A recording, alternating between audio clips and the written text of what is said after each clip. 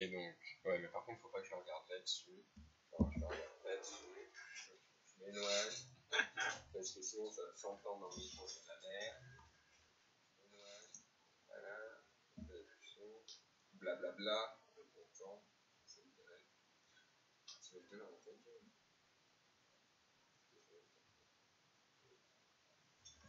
Mais, en fait, je le mets pas là. Tu sens la technique au point, c'est bien.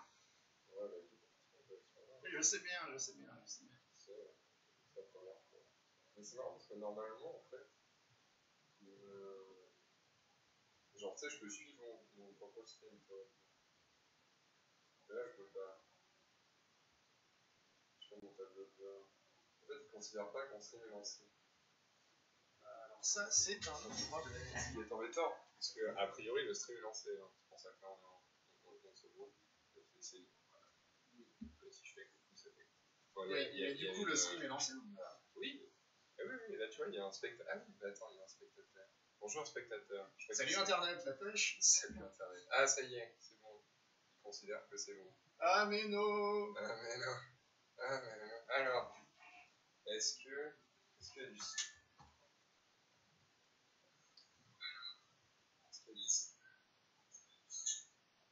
Ah, a priori, il y a du son. Ah, voilà. Il est dégueu.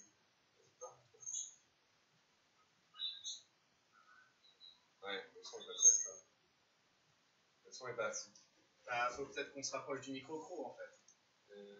On peut aussi augmenter le micro. Et du cucu, là, comment ça se passe ? Et du cucu, a priori, c'est ok.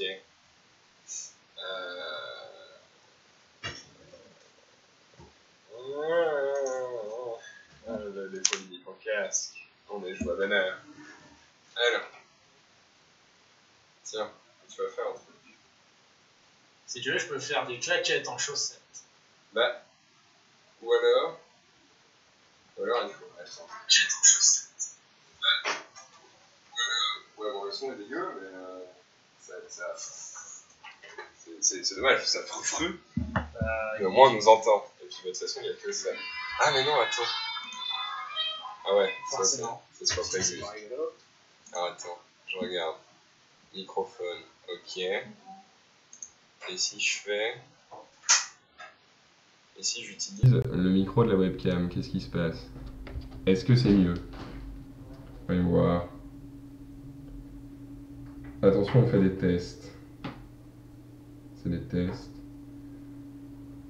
C'est terrible. C'est des tests. Ah, c'est peut-être mieux. C'est terrible. Ah ouais. Ah, c'est peut-être mieux. Ah ouais. Ah, c'est peut-être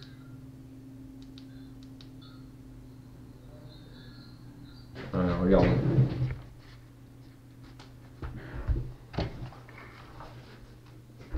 Alors, ça donne quoi en son?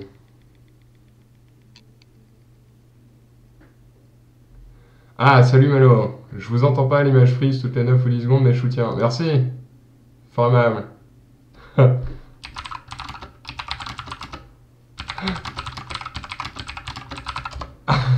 Du coup, là, on est en test son. Je pense qu'on va utiliser le son de la cam, parce que vu qu'on est deux, ce sera plus simple.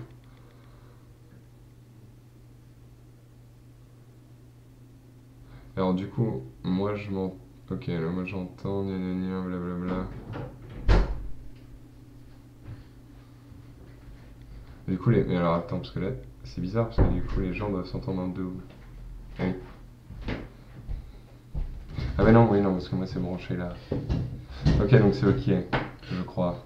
C'est là que tu sens que ça a des accents de vérité.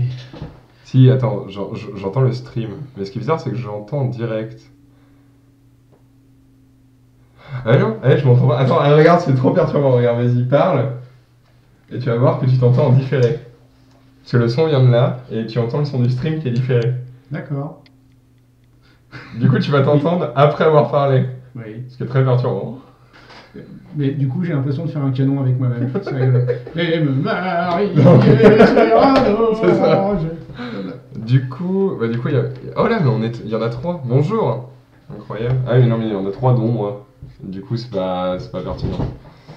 Bon, a priori, on nous entend. Donc moi, après je vais pouvoir laisser Bon, ça donc là. on va quand même essayer de faire quelque chose de cohérent pour démarrer. Voilà, du coup on nous entend. Moi je laisse ça là parce que comme ça on s'en fout.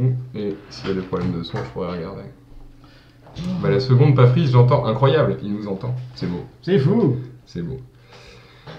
Du coup, Eh bah, banzai patata. alors, pour présenter le... Salut Internet, la pêche. Ah oui, tu peux te présenter d'ailleurs. Parce que, moi on me connaît, je suis un connard, mais... Enfin, on me connaît. Les gens sur le stream me connaissent à peu près. Enfin, les gens sur le stream. Les 3 personnes qui sont là, dont moi Tout à et fait. mon frère, me Tout à connaissent. fait. Bon bah salut Internet, moi c'est Wano. Je le supporte depuis maintenant à peu près 15 ans. Très longtemps. Voilà. Je vais te resservir en jus de fruits. Parce que- Et en plus il joue au barman. Ce mec est parfait. c'est beau. Du coup, tu fais quoi dans la vie? Bah moi je suis psy en fait. Je suis psy et je suis spécialisé en criminologie, en victimologie. Ok. Du coup, t'as bossé dans le social. Oui. Et mon boulot n'a rien à voir avec les experts. Du Ça c'est une précision assez essentielle. Comment ça? Tu ne fais pas comme esprit criminel? Tu ne fais pas des profilers de psychopathes, violeurs d'enfants? Eh ben non. Eh ben non. Incroyable. Je suis déçu. Skål, Offenstein. Alors, donc du coup on est là à la base pour faire un débrief sur les manifestations. Bonjour YouTube d'ailleurs, parce que ça va surtout être pour YouTube du coup. Parce que voilà, mais on est 5, incroyable. Oh mon dieu, On ma n'a jamais maman été va me autant, voir. ça. Maman, surtout, je ne valide pas du tout ce qui est en train de se passer. Si ma famille me voyait, elle pèterait un câble.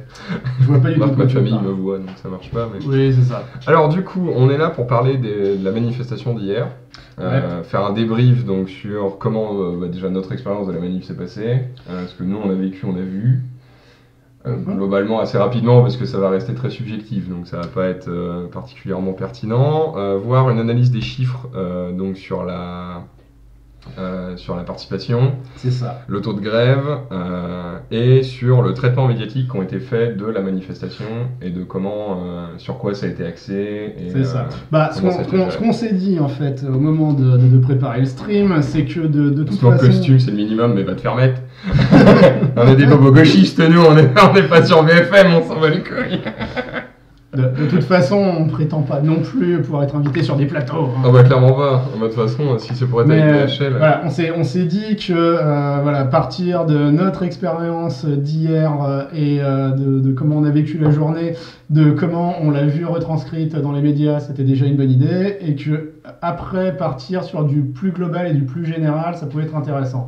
Donc après avoir parlé de la manif, on va faire un petit peu de culture à deux ronds et on va parler un petit peu de la réforme qui est contestée pour une raison simple, c'est que à la manif d'hier où il y avait plein de syndicats différents et où il y avait plein de corps professionnels différents, il y a plein de raisons différentes de manifester qui sont exprimées en fait. Il y a les pompiers qui sont dans une situation professionnelle très précaire, il y a les soignants qui étaient là effectivement pour défendre leur qualité de soins donnée aux patients.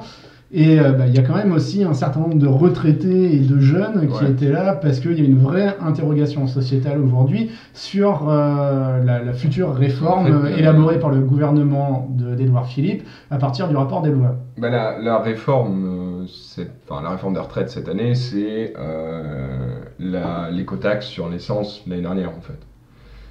C'est un espèce de déclencheur d'un mouvement social plus grand que ce qui était à la base. Donc là, qui prend en plus une ampleur énorme, parce que c'est la première fois, même l'année dernière, il n'y avait pas une fusion autant de toutes les gueulantes, en gros. Mais voilà, la réforme des retraites, ça a juste cristallisé et permis de mettre tout le monde au même moment, au même endroit, pour dire on en a gros, quoi. Déclencheur en plus qui était prévu et qui était annoncé au final. Oui, qui a été annoncé. C'est ça qui est un peu tard, c'est qu'on peut même pas dire qu'on est vraiment surpris. Ah non, de la mobilisation d'hier. Même à un certain niveau, les syndicats, c'est un petit peu le barreau d'honneur où ils se disaient ça fait déjà plusieurs années qu'on fait de la contestation sociale et qu'au final, ça avance pas tant que ça. Voilà, on espère que pour les retraites, ça va se mobiliser un peu plus. Là, force est de constater que rien qu'avec les chiffres du ministère de l'Intérieur, tu commences déjà à être sur une mobilisation assez intéressante. Qui n'a rien à voir non plus avec ce qu'ont pu être les Gilets jaunes au départ, quoi. Ah oui, non, bah clairement, c'est plus grand. Enfin, je veux dire, les Ah oui, gilets clairement. jaunes, c'était qu'une certaine tranche de la population et C'est ça. qui était décriée par C'est pas ça. mal de gens aussi. C'est ça.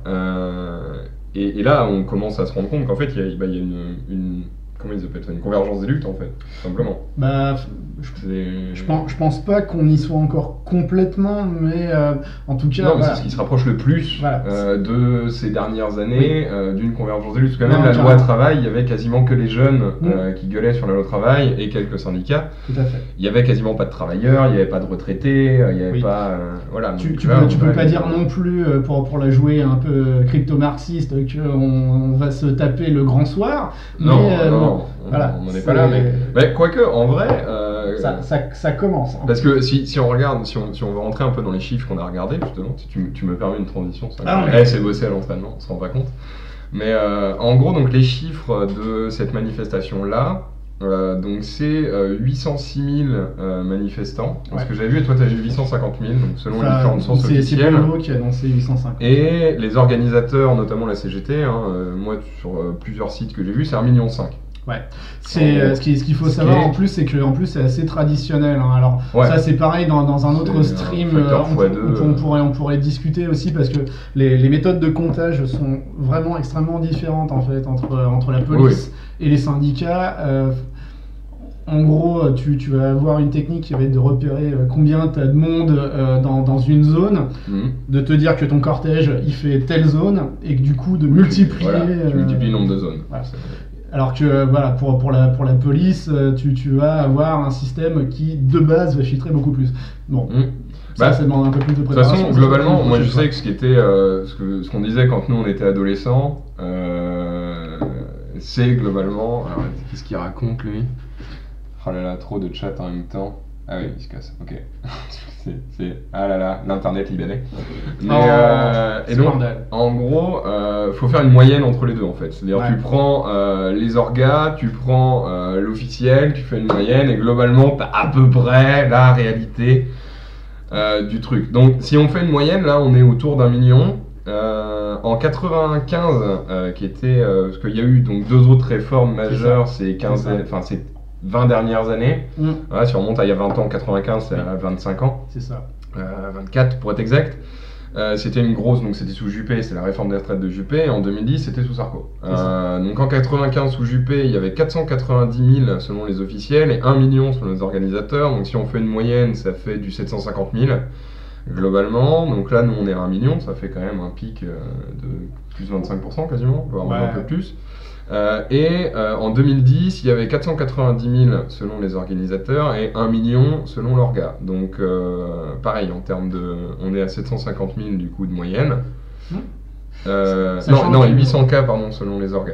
Donc, sachant que je sais pas si en plus les chiffres sont sur une manif en particulier. La première, c'est toujours les chiffres que j'ai là, donc c'est l'équivalent en fait à ce qu'on a vécu là. C'est la première manifestation, on est réellement à un truc qui est 1,5 fois plus gros que les autres énormes manifestations qu'on a eues et qui sont les manifestations où on a fait reculer le gouvernement, enfin où le mouvement social a fait reculer le gouvernement globalement. C'est-à-dire qu'en 95 et en 2010, la réforme des retraites a été abandonnée. On verra ce que ça va donner cette fois. Voilà, donc c'est-à-dire que par rapport aux autres mouvements qui ont réussi à faire reculer le gouvernement, on était encore plus présent cette année que les autres fois. Donc c'est encourageant. On pourrait rentrer dans le détail de ville par ville. Après, est-ce que c'est pertinent? Je sais pas. Le ville par ville en soi est pas forcément intéressant parce que tu as des situations qui sont super différentes. Tu as des villes par exemple. T'as des tailles aussi qui sont pas les mêmes, quoi. Ouais, tu vois, il y a eu plus de 20 000 personnes à Nantes, ce qui a été jugé comme quasiment exceptionnel et qui n'était pas arrivé depuis un moment. Mais en comparaison, Toulouse, d'après la police, tu avais entre 60 et 80 000 personnes, quoi. D'après la police, t'as eu ça toi à Toulouse? Parce que moi à Toulouse, j'avais 33 cas d'après les officiels. Donc 33 000 et 100 000 d'après les orgas. Ouais, enfin c'est ça, c'est la moyenne. C'est la moyenne, c'est ça. Ce qui est, mais du coup, si on parle de Rennes, donc globalement la moyenne entre les deux c'est 14 000, parce que c'est 13 000 pour les officiels, 15 000 pour les orgas. Ce qui colle quand même plutôt bien à ce qu'on a vu. Voilà, très clairement. Alors, on peut peut-être rentrer un peu plus dans le sujet de la manif de Rennes et être un peu plus précis. Salut Lord Friteuse, bonjour à toi. Tu n'es pas habillé comme d'habitude. Tu n'es pas habillé d'habitude. Non, je suis en pyjama, mais enfin là quand même. On parle politique, tout ça. Pas de sérieux. C'est ça. Je peux mettre un pyjama nounours pour dire que. Il y a un petit peu d'essai de sérieux. C'est ça, un mini. Et donc oui, par rapport à la manif d'hier, comment ça s'est passé En fait, du coup, voilà, ce qu'il faut dire, c'est que à la base, le cortège se réunissait au niveau du Champ de Mars, donc à Charles de Gaulle, et en fait, on devait prendre la direction du rectorat pour aller au niveau du rectorat. Sauf que ça a été invalidé par la préf. Ouais. Et qu'au final, on s'est retrouvé à avoir un parcours assez chelou. On a fait les chenilles processionnaires, hein, c'est-à-dire qu'on s'est mordu la queue. Et que en fait, on a fait un gros cercle. Voilà. Donc là, on va vraiment parler technique pour les Rennais. C'est que on est parti en fait, on a tourné en fait à partir de. En gros, on a fait. Charles de Gaulle. Ouais, pour rejoindre le Liberté, on a tourné sur l'avenue Janvier. Voilà. On a retourné à gauche sur les quais. Voilà. Jusqu'à la place de Bretagne, on a retourné à gauche, on a repris le Liberté et on est revenu au départ. C'est ça. Donc en fait, ça ressemblait un petit peu à un gros cercle en mode pas content. Ouais, c'est ça, c'est un rectangle, on a fait un gros rectangle, bien dégueulasse. Voilà. Et alors, ce qui était très bizarre d'ailleurs, on sait, puisque à la fin de la manif, on s'est retrouvé quasiment au carrefour, on a commencé. C'est ça. Et là, ça bougeait plus. Du coup, d'autant que ce que j'ai vu aux infos, c'est qu'en plus ça a été à moitié le Bronx, parce qu'il y avait une partie du cortège qui voulait quand même continuer vers le rectorat, même s'il bat les couilles, et où au final, on a emprunté les deux côtés de la Vilaine, au final, mais en parallèle. Disruption, c'est ça, alors très disruptif.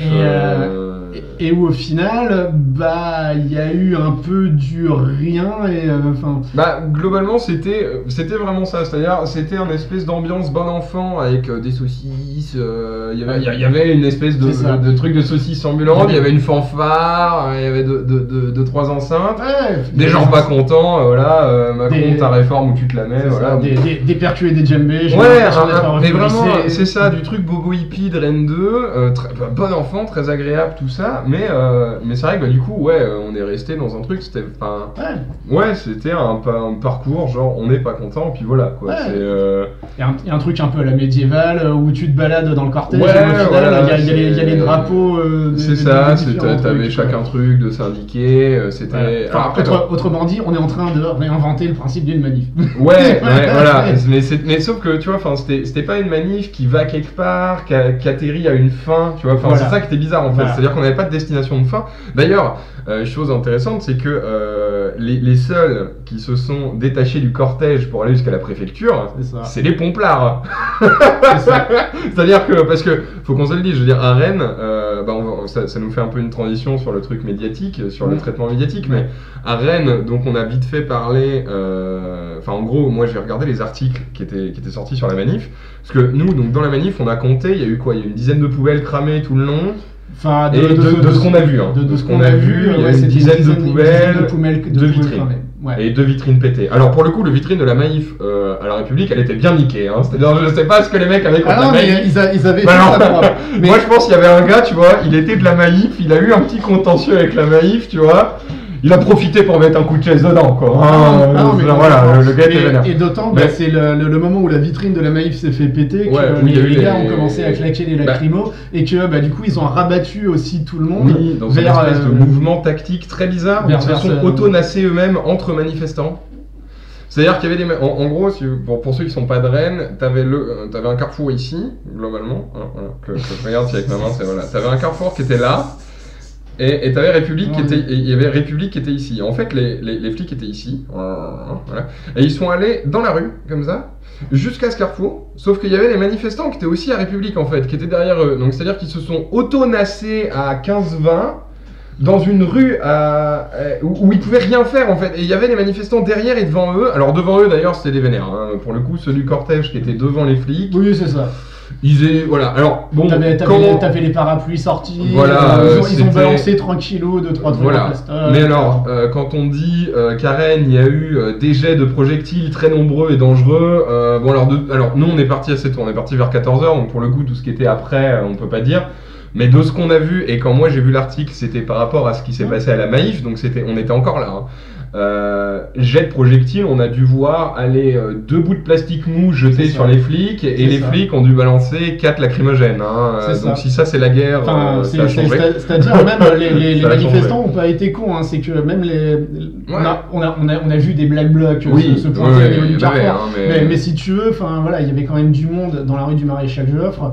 Au final, à partir du moment où les lacrymos ont commencé à partir, les mecs se sont dit de toute façon, on est en avance du cortège, le cortège est beaucoup trop massif, si on commence à courir comme des cons, ça va faire un mouvement de foule de merde. Donc en fait, ils ont reculé en bon ordre, tranquillou, et puis en fait, ils sont retournés se planquer dans le cortège. Tranquille, franchement, c'était peinard en vrai, la manifestation, elle était peinarde. Et oui, comme je disais, les seuls qui sont allés foutre le Bronx, entre guillemets, ailleurs que dans le cortège, c'est les pompiers.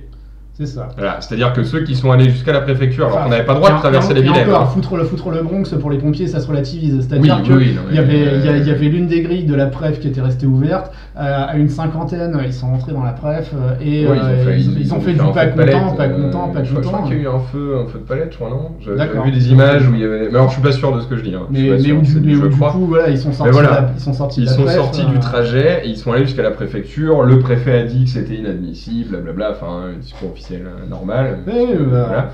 Mais c'est de l'État. C'est les seuls qui sont allés en dehors du trajet autorisé par les flics et la préfecture du coup.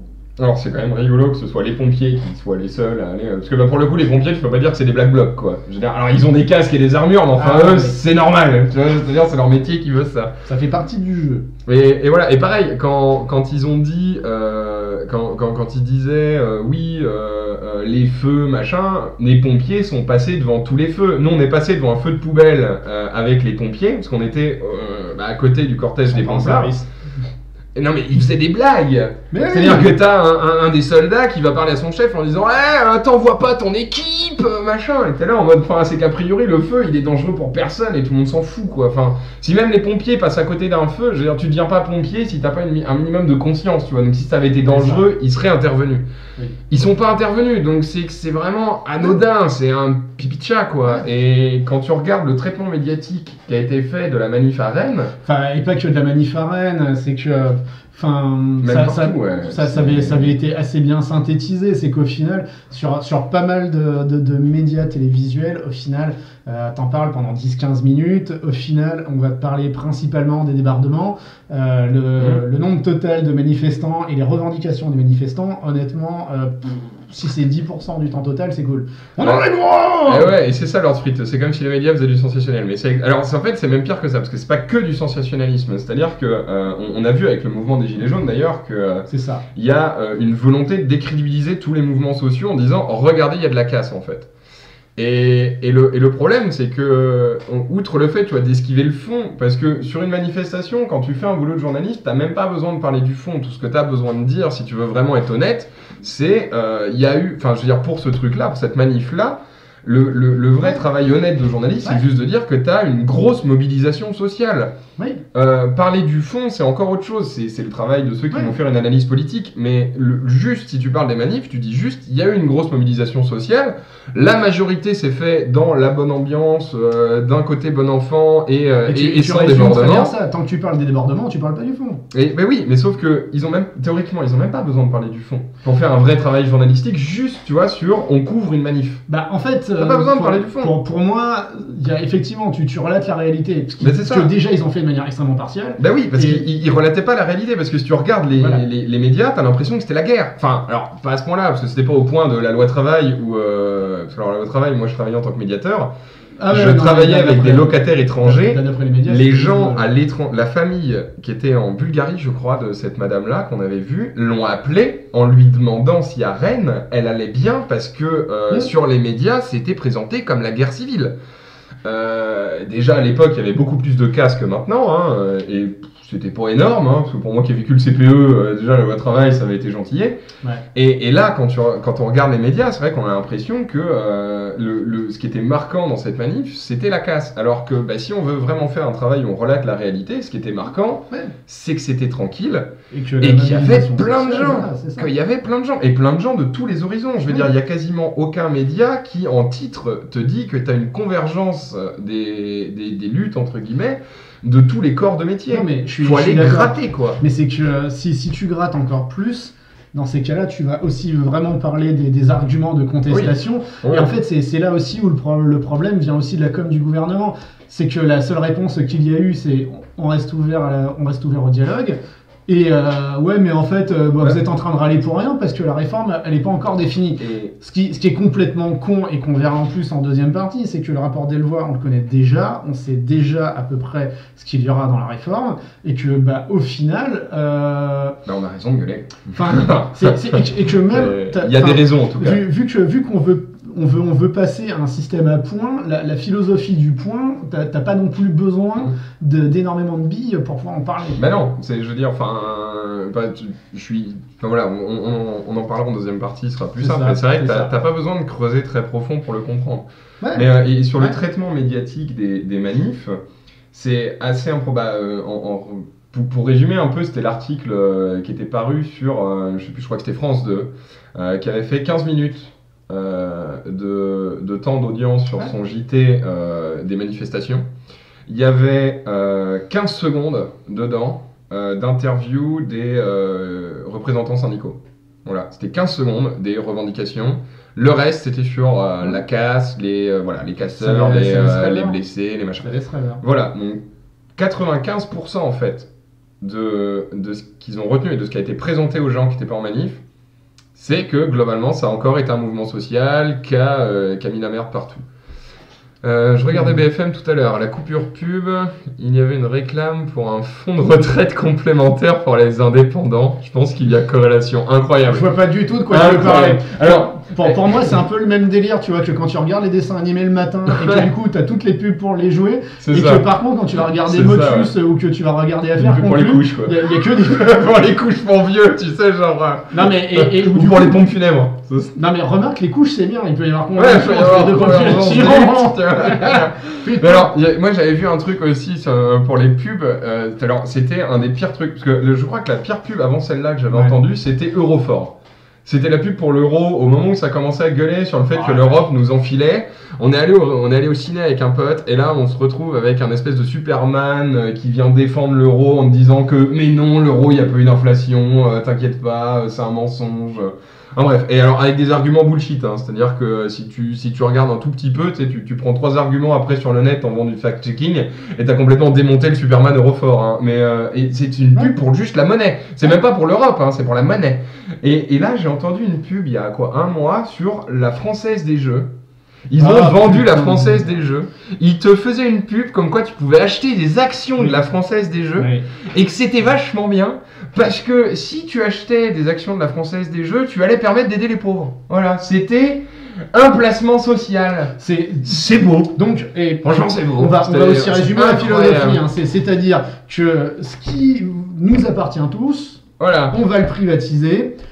Mais il faut qu'on le rachète tous pour faire une bonne action. Vous allez pouvoir devenir des actionnaires de manière sociale pour un truc qui est quand même connu depuis très longtemps pour entretenir l'addiction et être un énorme pôle de vulnérabilisation aussi. Après, alors, ça entretient l'addiction, mais à la base, il faut quand même dire que la Française des Jeux, ça a été fait pour payer les infirmes de guerre. Ah, mais tout à fait. Donc, à la base, ça a été fait pour, en gros, on demande aux gens, enfin, on fait un jeu où les gens peuvent gagner des trucs. Alors, clairement, c'est un truc où tous les totors vont mettre 2 €, il n'y a personne qui va gagner, mais ça va leur faire miroiter qu'ils pourront être le nouveau Bernard Arnault, en gros. Hein. Ouais, c'est ça. Bon, mais sauf que, déjà, alors bon, t'avais effectivement des gens qui étaient addicts, mais enfin pour la majorité, ils étaient contents, ils payaient 2 balles, ils faisaient ça en famille, et puis voilà.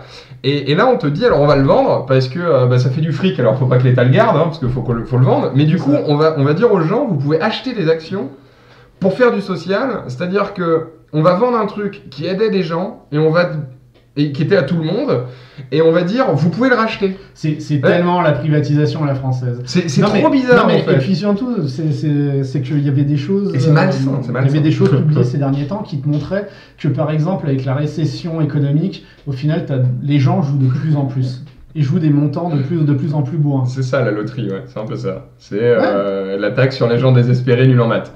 Il y a un peu de ça. Il y a un peu de ça. Mais maintenant, c'est encore pire. C'est que tu pourras dire aux gens d'aller jouer parce que toi ça te ramène du fric, tu vois ce que je veux dire? C'est ça qui est beau. Là tu peux faire ça aussi. Tu pourras faire la beau. pub de tes actions. Ouais, non mais c'est beau quand même. Moi je trouve ça pas mal. Enfin en fait, deviens toi aussi un bon Oui, petit non mais c'est ça. capitaliste. Mais c'est vrai que du coup, les médias ils sont... Je veux pas faire un procès d'intention aux médias, mais enfin, globalement, les médias, c'est puant, tu vois. Enfin, tu sens que c'est pas honnête, en fait. Ce qu'on peut dire au niveau médiatique, c'est que l'information, très clairement, est biaisée dès le départ pour nourrir un discours, et en fait, un discours qui ne va pas du tout, pour moi, dans le sens que devraient donner les médias. C'est-à-dire, le sens des médias, à la base, ça devrait être de mieux informer le citoyen et de donner aux citoyens des billes pour comprendre la politique en cours. Et après, au moment des élections, de permettre d'orienter ton vote de la manière la plus neutre et impartiale possible à partir de toutes les infos. Et le gros problème, c'est qu'en fait, on n'a plus de journalistes, on n'a que des éditorialistes. C'est-à-dire que, effectivement, l'éditorialiste, il a une ligne éditoriale et il est... Je veux dire, si tu vas sur Valeurs Actuelles ou Figaro, tu sais que tu vas pas tomber sur un mec de gauche qui aime bien les Arabes. Voilà. Bon, si tu vas sur Le Monde ou l'Humanité, a priori, ou Mediapart, t'auras plutôt des gens de gauche, quand même. Voilà. Et si tu vas sur les Échos, t'auras des écolos, des économistes, voilà. T'as Usul sur Mediapart. Enfin, mais c'est des éditorialistes. Ils sont pas là pour te relater les faits. Ils sont là pour partir d'un fait et faire une conclusion qui est la leur. Le problème, c'est que les journalistes, normalement, notamment BFM, LCI, c'est pas des éditorialistes. Ils sont là pour faire une info en direct. Et ils font pas une info, en fait. Ils t'informent pas de trucs. Ils vont choisir certains moments. Parce que quand tu vois les vidéos de la manif, je veux dire, les vidéos de la manif dans l'ouest de France, même les photos, c'est que des photos de trucs qui crament, de trucs cramés, de CRS. T'as vraiment l'impression que ça a été la guerre. Alors que il y avait des enfants. Il y avait des enfants, ils faisaient pas la guerre. Ce qui est un choix que j'ai trouvé aussi intéressant. Oui, alors le plus drôle c'est quand même l'enfant avec son casque. T'avais vraiment l'impression qu'il était là pour être projeté dans les burnes, tu vois. Mais bon, mais c'est vrai que il n'y a plus de travail objectif. Enfin en tout cas, je sais pas s'il y en a plus, mais il y en a pas eu. Là, sur la manifestation, il n'y a pas eu de travail objectif pour relater les faits. Il y a vraiment eu une orientation, et je l'ai vu même, je sais pas si t'es allé dans les commentaires de certains sites, mais moi j'ai fait les commentaires du Figaro. Ah mais c'est incroyable, je veux dire, les commentaires du Figaro, les gens, si tu veux, donc ont lu l'article et ont fait c'est que des feignants, casseurs qui veulent tout cramer, mettre la bérésina dans le pays. T'as l'impression que cette manif-là, c'était un appel à la révolution incroyable où on allait tout cramer. Mais parce que les médias ont bien fait leur taf dans ce sens de l'idée. C'est pour ça que quand Lord Friteuse parle de Chomsky et Herman, c'est exactement le délire. T'es dans la fabrique du consentement à fond les bras. Mais en fait, c'est aussi ça que je trouve assez triste en soi. Et moi, tu vois, en crino, ça me renvoie aussi à un sujet qui me tient un peu à cœur. C'est la manière aussi dont on dépeint les affaires judiciaires en fait dans les médias. Et en fait, le problème, c'est que ça plombe le travail judiciaire au niveau du traitement médiatique. Et en plus de ça, ça informe mal le citoyen. Ça lui file vraiment de mauvaises infos. Parce que son boulot, c'est pas d'informer. Mais c'est ça le problème. Son boulot, c'est d'informer, mais c'est pas la mission qui se donne. Ils veulent pas informer. Enfin, je veux dire, tu peux pas te c'est quoi ce pauvre monsieur Bélier. Mais voilà, le pauvre, hein, voilà. Mais non, pas tout si tu nous entends. Voilà, mais comme le tweet de Torlk qui disait pensons à Balkany qui est en prison, tout ça parce que il voulait être candidat à la présidentielle de 2022 et que Macron a enfermé un opposant politique. Incroyable troll d'ailleurs, c'est incroyable, mais c'est ça. Mais oui, enfin c'est comme quand on voit la différence de traitement, enfin pour digresser un peu sur les prisons, mais quand on voit comment ils parlent des prisons en France, où en gros on va t'expliquer que les détenus ils ont Canal+, ils sont trop bien traités, et puis que on est trop laxiste et que les jeunes délinquants en fait aller en prison ils s'en foutent, ils sont contents. Par contre, le pauvre président de Renault qui est au Japon et qui, oh là là, a une lumière extérieure qui ne s'éteint pas la nuit, mais c'est de la torture, ma brave dame. Et c'est un truc que j'ai lu vraiment dans un article, c'était dit, c'est de la torture. Gros, spoiler alert, c'est pareil, sur les prisons, il y aurait beaucoup à dire. Ah mais oui, non mais enfin, voilà, quand tu m'as montré certaines photos de prison en Guada ou un machin. Et là, on pourrait partir sur des heures de débat encore, mais c'est là où le traitement médiatique, il est ultra biaisé en fait. Et c'est terrible parce que le problème, c'est que, et du coup, ça amène un autre truc, on va arrêter de digresser après, mais le problème, c'est que ça amène à un truc où les gens, du coup, ont une perte de confiance totale dans tous les... C'était pas mal ce salaud déjà, mais ouais, non, mais franchement, hein, quand même. Mais, torture de PDG. Ouais, c'est vraiment pas cool, quoi. Et ouais, t'arrives à des gens donc, du coup, qui vont perdre confiance dans les médias tradis et qui du coup vont se retourner sur des médias sur internet, mais ils font pas de fact-checking non plus les gens, parce qu'ici ils ont pas le temps de le faire dans le média tradit, ils ont pas le temps de le faire sur des médias sur internet, sauf que c'est pas parce que le gars fait comme nous et se filme en facecam que ce qu'il dit est foncièrement vrai. Je veux dire, moi je vous invite réellement à aller vérifier les chiffres qu'on vous a donnés. On n'en a pas donné beaucoup, mais les chiffres qu'on vous a donnés, allez les vérifier. De toute façon, tout ce dont on va parler ce soir doit se vérifier, doit se commenter. Et s'il y a des gens qui sont pas d'accord, engueulez-nous, critiquez-nous, reprenez-nous. C'est ça, je veux dire, parce qu'en deuxième partie, on va parler de la réforme des retraites. Si on dit de la merde, mais faut venir nous gueuler dessus, et c'est normal. Et encore heureux en fait qu'il y ait des gens qui peuvent nous dire, là, vous avez dit de la merde. Je suis pas économiste, tu vois, donc oui, et le problème c'est que les gens n'ont pas le temps de faire ça en fait. Et que du coup, ils font confiance aux médias pour le faire à leur place. Sauf qu'en fait, les médias, ils ont bien compris ça, et surtout les propriétaires de médias ont bien compris ça, donc ils le font pas. Ils font globalement, ah ouais, bon, il va pas écouter, et puis, il va écouter d'un œil en faisant sa popote et en gérant ses gamins comme il peut, et puis du coup, on va lui dire que le prolo, c'est un gros connard qui veut casser des trucs. Et qu'en fait, la réforme, elle est vachement bien. Et c'est terrible, parce qu'il n'y a rien qui va dans le fond, quoi. Absolument, mais parce que le but, c'est pas d'aller dans le fond. Ah non. D'ailleurs, pour reprendre ce que disait Lord Friteuse sur le coup du poing qui parlait des fichiers, ceux qu'on met pas en tôle, c'est là aussi où tu dis que les journalistes sont magnifiques. C'est que le code de procédure pénale fait que t'as pas le droit d'aller choper un mec chez lui et de le mettre en tôle pour rien en fait. Mais non, et puis t'as pas le droit de le mettre en préventive. Sur les fichiers S, il faut savoir un truc, c'est que le fichier S a 14 niveaux, je crois, et globalement jusqu'au niveau 5, n'importe qui peut être fichier S. Moi, je peux être fichier S. Je veux dire, tu peux être fichier S parce que t'es allé en manif. Tu peux être fichier S parce que t'as fait une ZAD. Tu peux être fichier S parce que tu vas monter un parti qui est potentiellement contre le système en place et que du coup, tu vas devenir un adversaire politique contre le gouvernement, que tu prépares des choses. Je veux dire, il y a un YouTuber qui avait monté avec une autre YouTubeuse. C'est deux YouTubeurs qui sont, alors bon, pour le coup à gauche, qui sont de gauche, qui ont voulu monter un parti.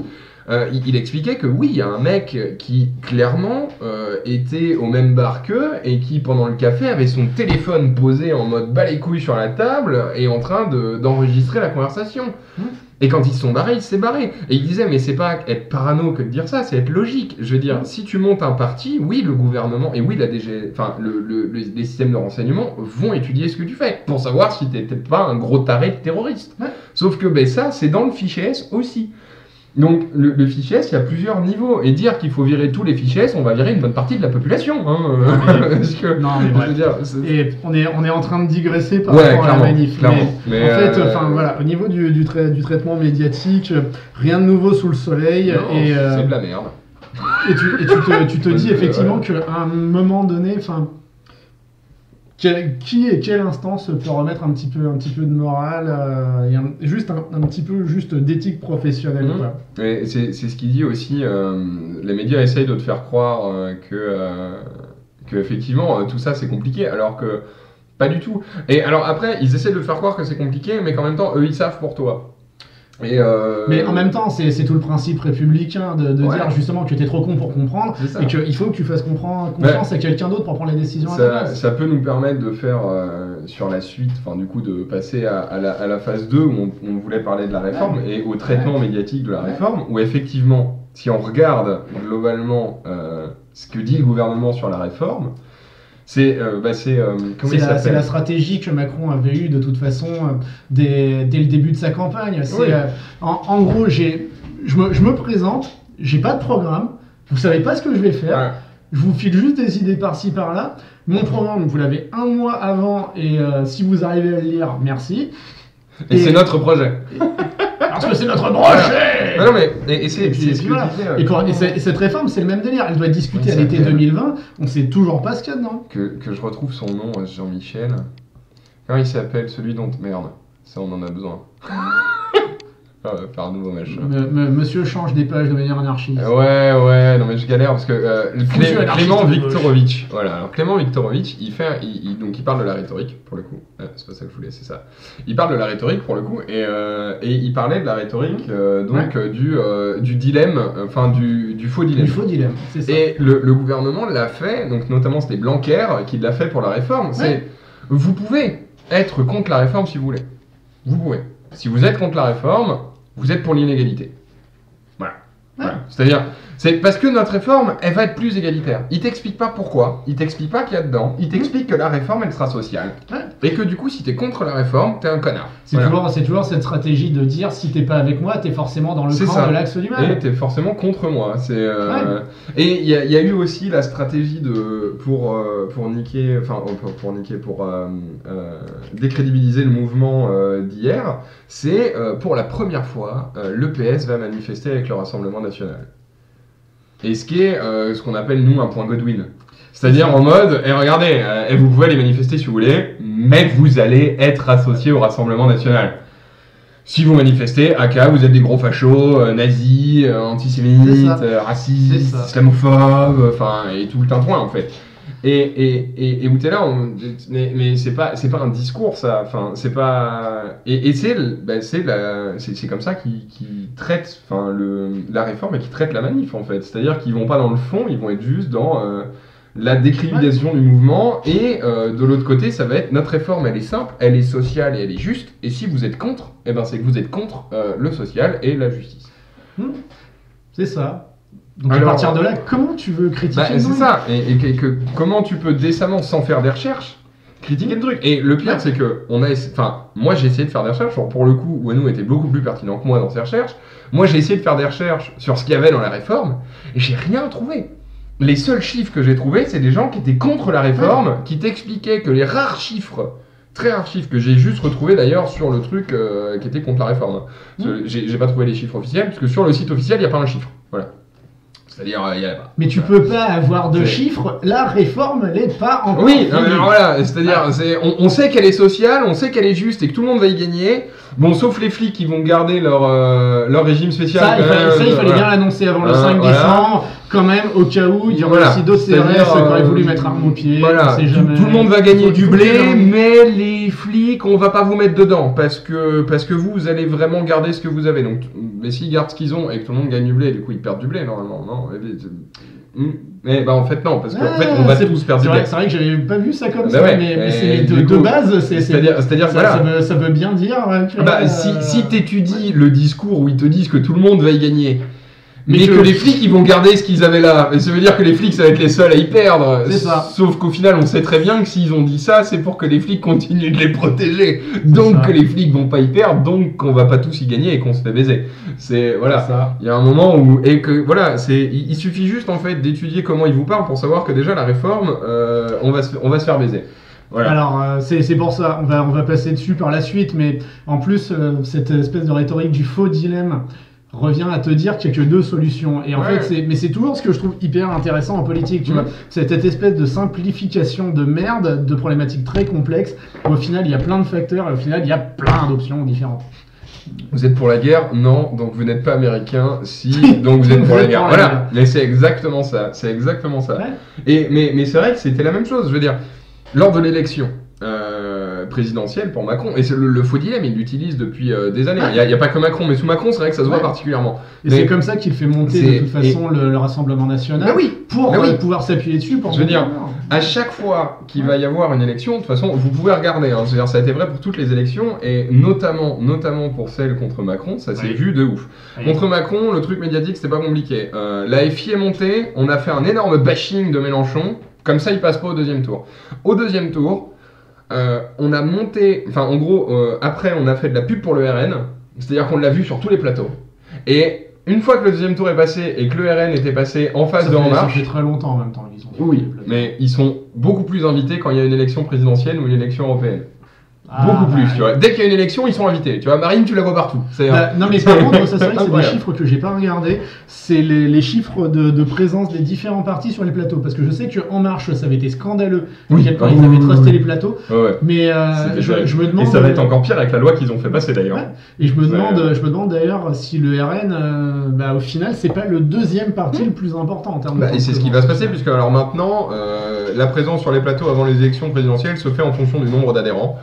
Donc, vu qu'en termes de nombre d'adhérents, il y a globalement en France que La République En Marche et le RN, et ben du coup. Il y a les Républicains, il faut le PS. Donc, du coup, les plateaux vont être remplis de notre brochet et les Juifs, c'est mal. Voilà. Enfin, non, les Arabes, c'est mal. C'est vrai qu'ils ont changé d'ennemis. C'est plus les mêmes. Mais parce que, je veux dire, Marine Le Pen, de toute façon, c'est pas compliqué, hein, elle passe pas un débat sans parler de salafistes. Bah forcément. Voilà. Il faut le savoir, ça va représenter peut-être en France, à tout péter, peut-être que ça représente 30 000 personnes. Et ouais, encore, je suis là. Encore, parce que moi je suis même pas sûr de pas être comptabilisé dedans parce que j'ai une longue barbe. Hein. Fais gaffe, moi l'été je bronze, hein, donc. Je passe 2 semaines au soleil. Mets ton turban. Mets ton turban. Mais oui, et en fait, c'est ce faux dilemme, c'est-à-dire qu'on va te dire, comme aux élections, on va te dire, vous pouvez pas voter contre Macron, parce que voter contre Macron, c'est voter pour Hitler, globalement, parce que le Rassemblement National, on te le présente comme étant Hitler.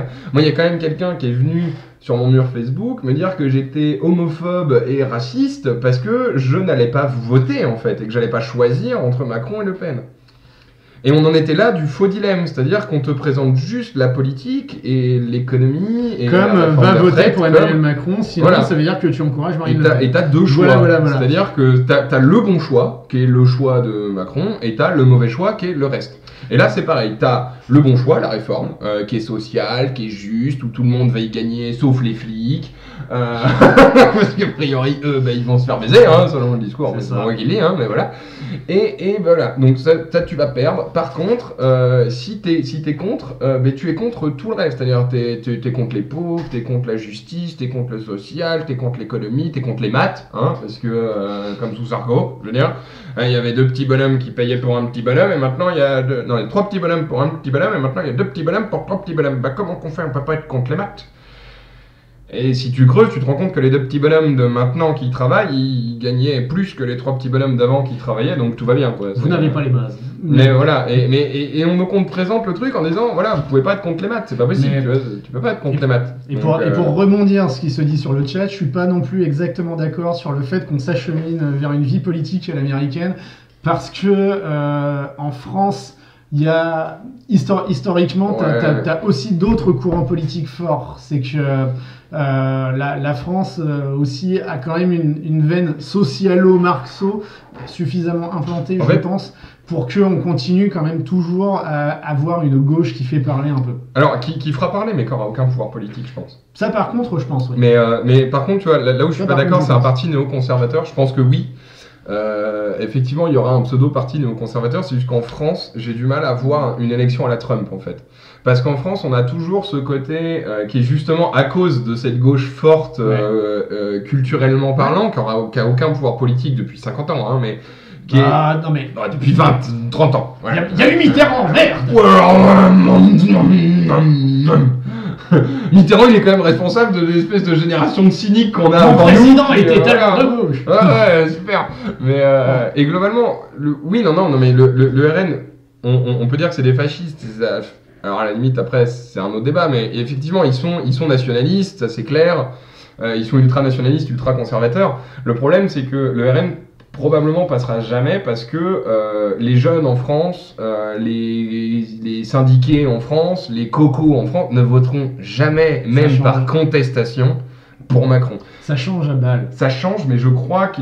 Alors, à mon avis, il y aura de plus en plus d'abstention et on va arriver à une espèce de truc qui sera encore plus ridicule que sur les autres élections en mode république bananière où il va y avoir 3 millions de gens qui vont aller voter et le reste qui s'en bat les couilles. Mais je vois pas. Mais tu vois, je ne vois pas une majorité de gens voter pour Marine Le Pen par contestation. Tu vois ce que je veux dire? C'est-à-dire que oui, je pense qu'il y a une frange qui va se radicaliser, mais parce que c'est normal quand tu es en crise sociale, tu te radicalises. Je veux dire, enfin ça s'est vu dans tous les mouvements sociaux, dans tous les moments où le peuple était opprimé, il s'est radicalisé. Je veux dire, c'est voilà, c'est humain en fait. C'est un peu la base, effectivement. Voilà. Donc oui, il va se radicaliser, mais je pense qu'il va pas se radicaliser en majorité à droite. Je pense qu'il va se radicaliser à gauche, et comme il n'y aura pas de pouvoir politique à gauche, il se radicalisera pas. Et... Le problème, c'est ça, c'est que et là-dessus, le dernier bouquin de Piketty le montrait très bien, c'est qu'au final, là où la gauche avait été le vote prolo des années 60 jusqu'aux années 80, et en tout cas, merci Mitterrand pour ça.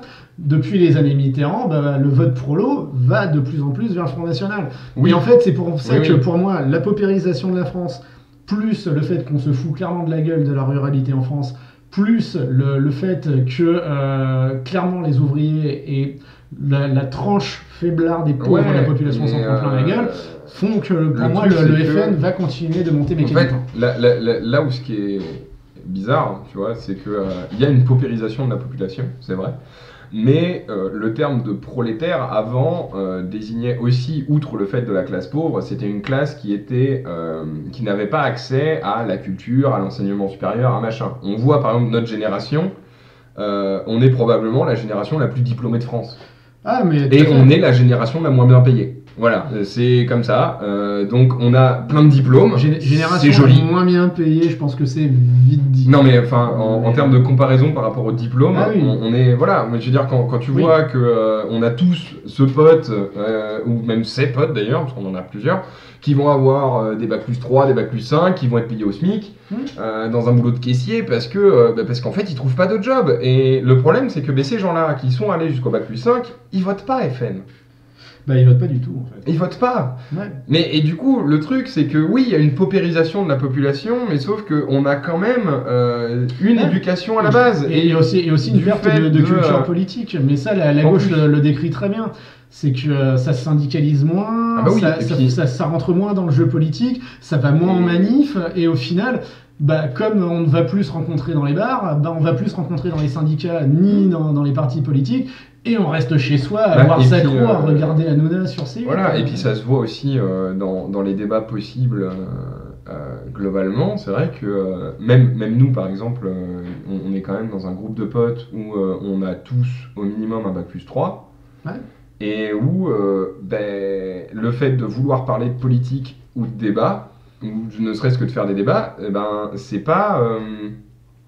pas forcément, tu vois, dans la veine de tout le monde. Ce qui est pas une critique en soi, tu vois, mais j'ai l'impression que...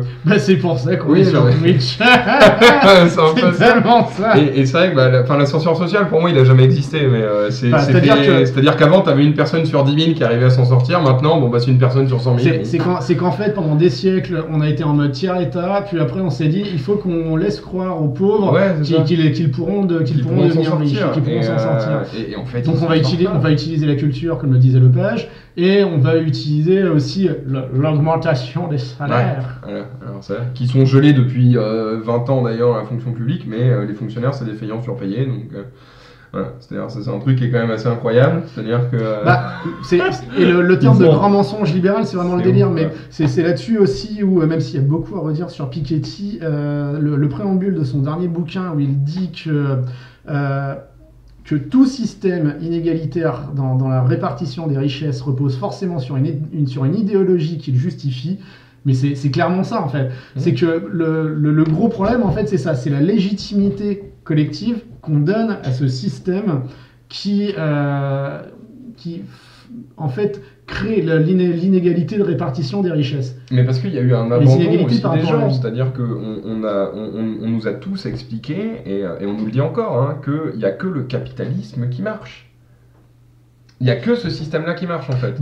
Bien entendu. Si tu essayes de penser un autre système, t'es un dangereux communiste stalinien qui a tué 10 millions de personnes.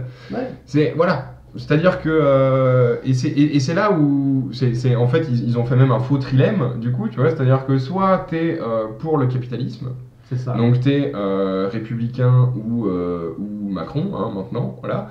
Soit t'es pour le nazisme et t'es RN, soit t'es un dangereux psychopathe, dictateur, communiste, islamo-bobo, et t'es à gauche. Ouais. Voilà. Et c'est là où tout ce qui est la génération des néo-philosophes à la BHL ou à la Finkielkraut, mais a complètement baisé le truc, parce qu'au final, ils ont fait un tel battage dans les années 70 et 80 sur ah mon Dieu, mais regardez combien le communisme c'est affreux, le communisme c'est le nazisme, etc. etc.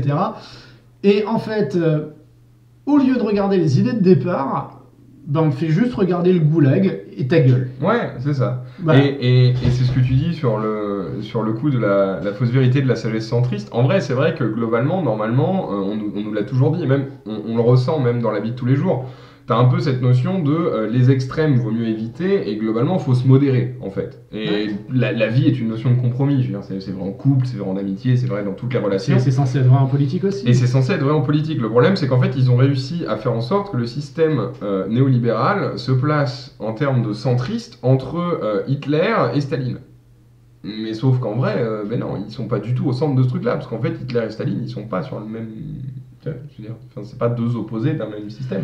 Non, mais c'est pas parce que si tu veux, si tu pars de ce constat-là, dans ces cas-là, on peut se dire que avec une bonne campagne médiatique, dans pas longtemps, on pourra aussi mindfucker les gens et leur dire, en gros, vous avez le choix entre Staline, Hitler et Margaret Thatcher.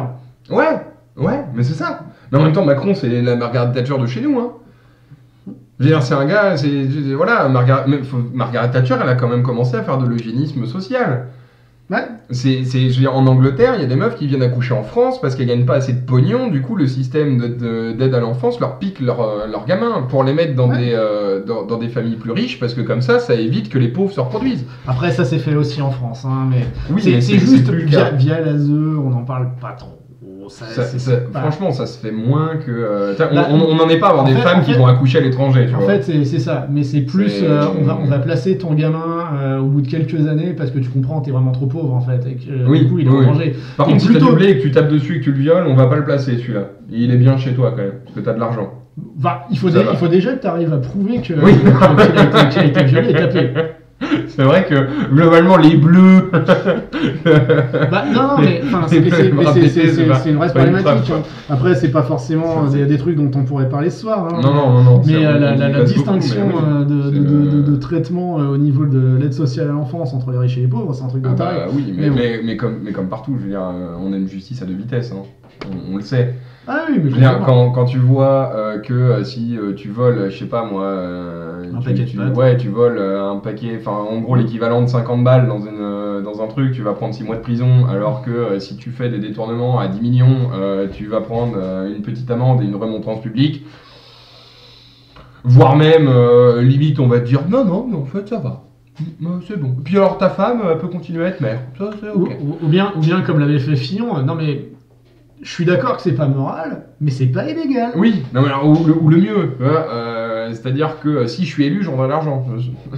Ça, tu peux pas le faire quand t'es pauvre. Hein. C'est-à-dire que si on t'arrête avec un bout de 10 balles de shit, tu vois, tu peux pas lui dire ouais, mais c'est mon projet d'être dealer. Alors si ça marche, je te file le blé. Écoute, moi je serais tenté d'avoir la même stratégie. Rends-moi riche. Ouais, c'est ça. Mais on en rediscutera quand je serai aux îles Caïmans. Mais ça a juste aucun sens. Et alors pour se recentrer un peu, parce qu'on digresse beaucoup, pour se recentrer sur la réforme, du coup. Peut-être ta faute, Lord Friteuse. C'est un scandale. Tout à fait. C'est pas du tout nous. C'est faux. Mais et donc du coup, nous en fait, partant du constat qu'effectivement dans les médias, c'était une galère improbable de trouver globalement, réellement ce qu'il y avait dans cette réforme, on s'est dit qu'on allait présenter ce que nous on en a compris. Globalement. Alors, du coup toi tu vas... parce que moi ce que je propose, c'est que déjà, avant même de parler de la réforme, faut quand même parler du système de retraite en France. Pour un truc tout con, c'est que le système de retraite en France, il a quand même une histoire, il a quand même une philosophie de départ, et elle vient pas de nulle part. Donc, bon, c'est aussi de l'intérêt d'avoir préparé un minimum ce stream, c'est que, du coup, ça peut me permettre de l'air pas trop con. Voilà, des professionnels. C'est ça. Alors, attends, il faudrait juste que j'arrive aux professionnels, mais pas trop, parce qu'on n'a pas tout. Non, mais t'inquiète. Ah si, voilà. On va s'organiser. Voilà. Non, mais c'est juste histoire de quand même toujours voir le chachat. Oui. Donc, normalement, si je me souviens bien, faut que je fasse un truc. Pas du tout. Alors là, je vois ma gueule, mais c'est pas du tout ça que je veux voir. Pourquoi je vois ma gueule? Bah attends, au pire, sinon c'est pas bon. Non mais attends, c'est pas grave. Enchaînons. Ouais. Non mais je vais prendre le chat. Non mais en fait, pour enchaîner, c'est que truc qu'il faut savoir quand même, c'est que le système de retraite en France, on en parle beaucoup si on remonte jusqu'à la période Seconde Guerre mondiale, parce que en fait, dans sa forme actuelle, il a vraiment été mis en place par Ambroise Croizat, qui était ministre du Travail et de la Santé, et je trouve que le combo des deux est quand même magique, parce que ça veut aussi bien poser le truc, c'est que tu te préoccupes de la santé au travail. Ah bah, en même temps, la santé ailleurs qu'au travail, on s'en bat. Et donc, a été mis en place à la suite de la Seconde Guerre mondiale, sur les recommandations aussi du Conseil national de la résistance. Vas-y, je te laisse parler. Avec. Est-ce que tu. Alors, en attendant, la manif rassemble, la médiamente, le gouvernement nous entube. Est-ce que ça résume bien la journée? Un petit peu. Maintenant, on va expliquer pourquoi ils nous entubent. C'est ça. Voilà. C'est ça. Et en fait, voilà. D'ailleurs, si vous avez l'occasion, je vous encourage à regarder un film qui s'appelle La Sociale, et en fait, qui a un gros docu sur l'un des derniers poilus de la sécurité sociale qui a connu la création du système en 1946. Enfin, c'est pas chiant à regarder, et franchement, c'est hyper intéressant dans la philo. Parce que toute la philosophie en fait du Conseil national de la résistance autour du travail et autour de la sécu, c'est de se dire en gros, il faut que le travail ne soit plus une exigence sociale pour vivre, et il faut que la retraite puisse se passer dignement. Il faut le fait d'être malade ne soit pas un handicap par rapport au travail, et il faut que le fait d'avoir des gosses te permette quand même de pouvoir continuer à vivre. C'est que, on l'oublie aussi, l'un des buts premiers des allocations familiales, c'est aussi d'éviter qu'on aille faire bosser les gosses quand même à la base. Parce que le travail des enfants, c'est pas cool. C'est ça. Voilà. Donc en fait. On va peut-être en revenir de ça d'ailleurs. et en fait, si on remonte en fait à la moitié du 19e, donc à la période de 1848, alors. Avant 1848, tu as des rentes royales et tu as des systèmes en fait, de rémunération pour le travail des anciens. Ça se développe à partir de Louis XIV, du coup, surtout dans le milieu de la marine. Et en fait, ça va se développer un petit peu, on va dire, pour tout ce qui est fonctionnariat d'État. Autrement dit, ça va être les bidas, ça va être les membres de la cour, la maison de la reine, les fonctions qui sont allouées par le roi, etc. etc. Le clergé, c'est ça. Et en fait, ça va stagnouiller jusqu'à 1848, où en fait, ça va être étendu à l'ensemble du fonctionnariat. Et en fait, à partir de là, il va y avoir 3 modèles qui vont se concurrencer. En fait, il va y avoir le mutualisme, c'est-à-dire qui fonctionne sur un modèle de gestion d'institutions de protection sociale issu des idées de Robert Owen ou de Pierre-Joseph Proudhon. Ce que je trouve d'ailleurs assez fun quand tu regardes qu'un nanar donne des bases mutualistes, mais bref. Et donc, bref, son organisation sous le contrôle du gouvernement du Second Empire lui donne une idéologie au final qui sera très axée sur la capitalisation et sur le fait que tu bosses et tu vas mettre de la thune de côté pour préparer ta retraite. Ça vous rappelle quelque chose? C'est incroyable. Il y a du coup à côté tout ce qui va être le patronat chrétien qui va encourager quand même beaucoup à la capitalisation aussi, mais à partir d'initiatives patronales assez centralisées au niveau de différentes boîtes. C'est destiné un petit peu comme le fait de faire de la construction de bâtiments, etc. C'est pour fixer la main-d'œuvre avant tout. Et voilà, c'est une politique cléricale et moralisatrice, à fond les ballons. Et en fait, c'est en 1875, Édouard Vaillant, que je connais parce que j'ai habité dans une rue qui s'appelle Édouard Vaillant, donc voilà. Je sais qui c'est. Il y a des hasards comme ça. Et en fait, c'est l'un de ceux qui s'est attaché à faire de la protection sociale une revendication ouvrière, en fait. Parce qu'il voulait l'idée d'une assurance ouvrière financée par l'État et les patrons et administrée par ses bénéficiaires. Ça aussi, si ça vous rappelle quelque chose, c'est fou. C'est qu'en fait, c'est exactement le modèle de la Sécu à partir de 1946. Mais bref. Et donc, il y a la mutualité, il y a les initiatives patronales. Et en fait, on va dire que le dernier versant, c'est le versant... voilà,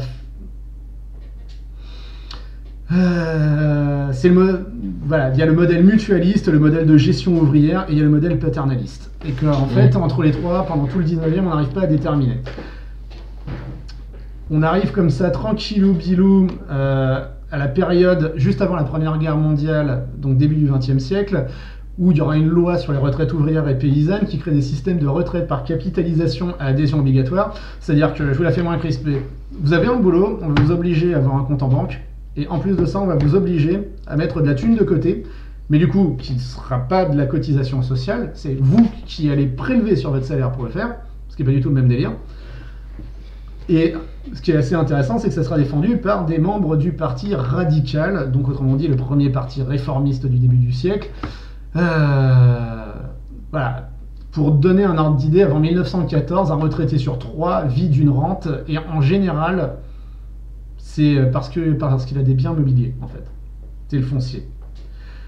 Le projet est vivement combattu par le patronat à l'époque, qui va dénoncer des charges inacceptables et qui va considérer que ça encourage en fait à la paresse. Et en fait, ce que je trouve hyper intéressant derrière ça, c'est que tu dois bosser, tu dois mettre de la thune de côté, et en plus de ça, on va considérer que t'es une feignasse parce que tu vas quand même avoir un truc quand tu pourras plus bosser. Oui, non, mais parce qu'en fait, là où c'est beau, c'est que les gens considèrent pas. Parce que ce qu'on dit pas depuis le début, c'est que donc l'âge de la retraite moyen, globalement, depuis 1848, il est de 60 ans. C'est ça. À peu près. Autour de là, hein, voilà, 60, 62, 63, ça dépend des gens, mais globalement, il est à 60 ans. Moi, j'ai regardé l'espérance de vie en 1840. L'espérance de vie en 1840, c'est 39 ans pour les hommes, 41 ans pour les meufs. C'est globalement en moyenne 20 ans avant. C'est-à-dire que tu crèves en moyenne 20 ans avant l'âge de la retraite. Et les patrons vont te dire que t'es une feignasse parce que pour 20 ans après que normalement t'es mort, t'as prévu d'arrêter de bosser. C'est ça. Et où d'autant plus, la réflexion, c'est en gros, t'as prévu d'arrêter de bosser et tu vas mettre toi-même de la thune de côté. Et en plus de ça, bah, c'est un petit peu la médaille de fin du dernier boss en fait. Ouais. Enfin, voilà, c'est que t'as fini Dark Souls sans mourir. Bah, du coup, voilà, tu vas avoir droit à une somme. Et alors, ce qui est intéressant, c'est qu'à l'époque, bah, ça correspond à 40% de la moyenne de tes revenus. Donc en gros, c'est genre, vous avez galéré comme un canard pendant 120 heures pour finir un jeu, et la récompense du jeu, c'est 40% de ce que t'as gagné dans le jeu. Voilà. Vous voyez, vous finissez le jeu, non, vous avez... c'est même pas 40% de ce que tu as gagné dans le jeu, c'est 40% de ce que tu as gagné de la moyenne. Donc oui. Imaginons, voilà, vous faites... Alors je sais pas, je prends l'exemple de Sekiro parce que j'y joue. Hein. Alors, en moyenne, dans Sekiro, en moyenne, hein, dans tout le truc, ma bourse doit s'élever à, allez, on va dire, je suis fort, 1000 balles, en fonction de ce que j'ai épargné, machin, mes couilles. Bon, eh ben 1000 balles, tu tues le dernier boss du jeu, il te file pas le pognon celui-là. Non, c'est le dernier boss, donc il te file pas de pognon. Par contre, tu auras le droit de gagner 40% de l'argent que tu as économisé. Puis alors tout le reste, on te le prend. C'est plus à toi. C'est ça. C'est what the fuck. C'est ça. Mais c'est ouf. C'est-à-dire que t'as galéré comme un connard pendant 40 ans de ta vie à bosser. Et on va te filer 40% de ce qu'en moyenne t'as gagné. En sachant que 40% en moyenne, ça prend pas en sorte l'inflation. Ça prend pas voilà, parce que ça alors prend pas en compte tes périodes de chômage. Imaginons celui qui s'est fait niquer et qui a fait la moitié de sa vie en francs et la moitié de sa vie en euros. Il est content parce qu'il va toucher 40% de la moyenne, sauf que le prix de la baguette, il n'a pas augmenté que de 40% celui-là. C'est ça.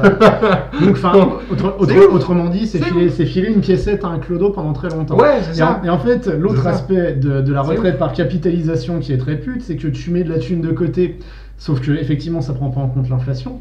Mais en plus de ça, ça prend pas non plus en compte les évolutions monétaires.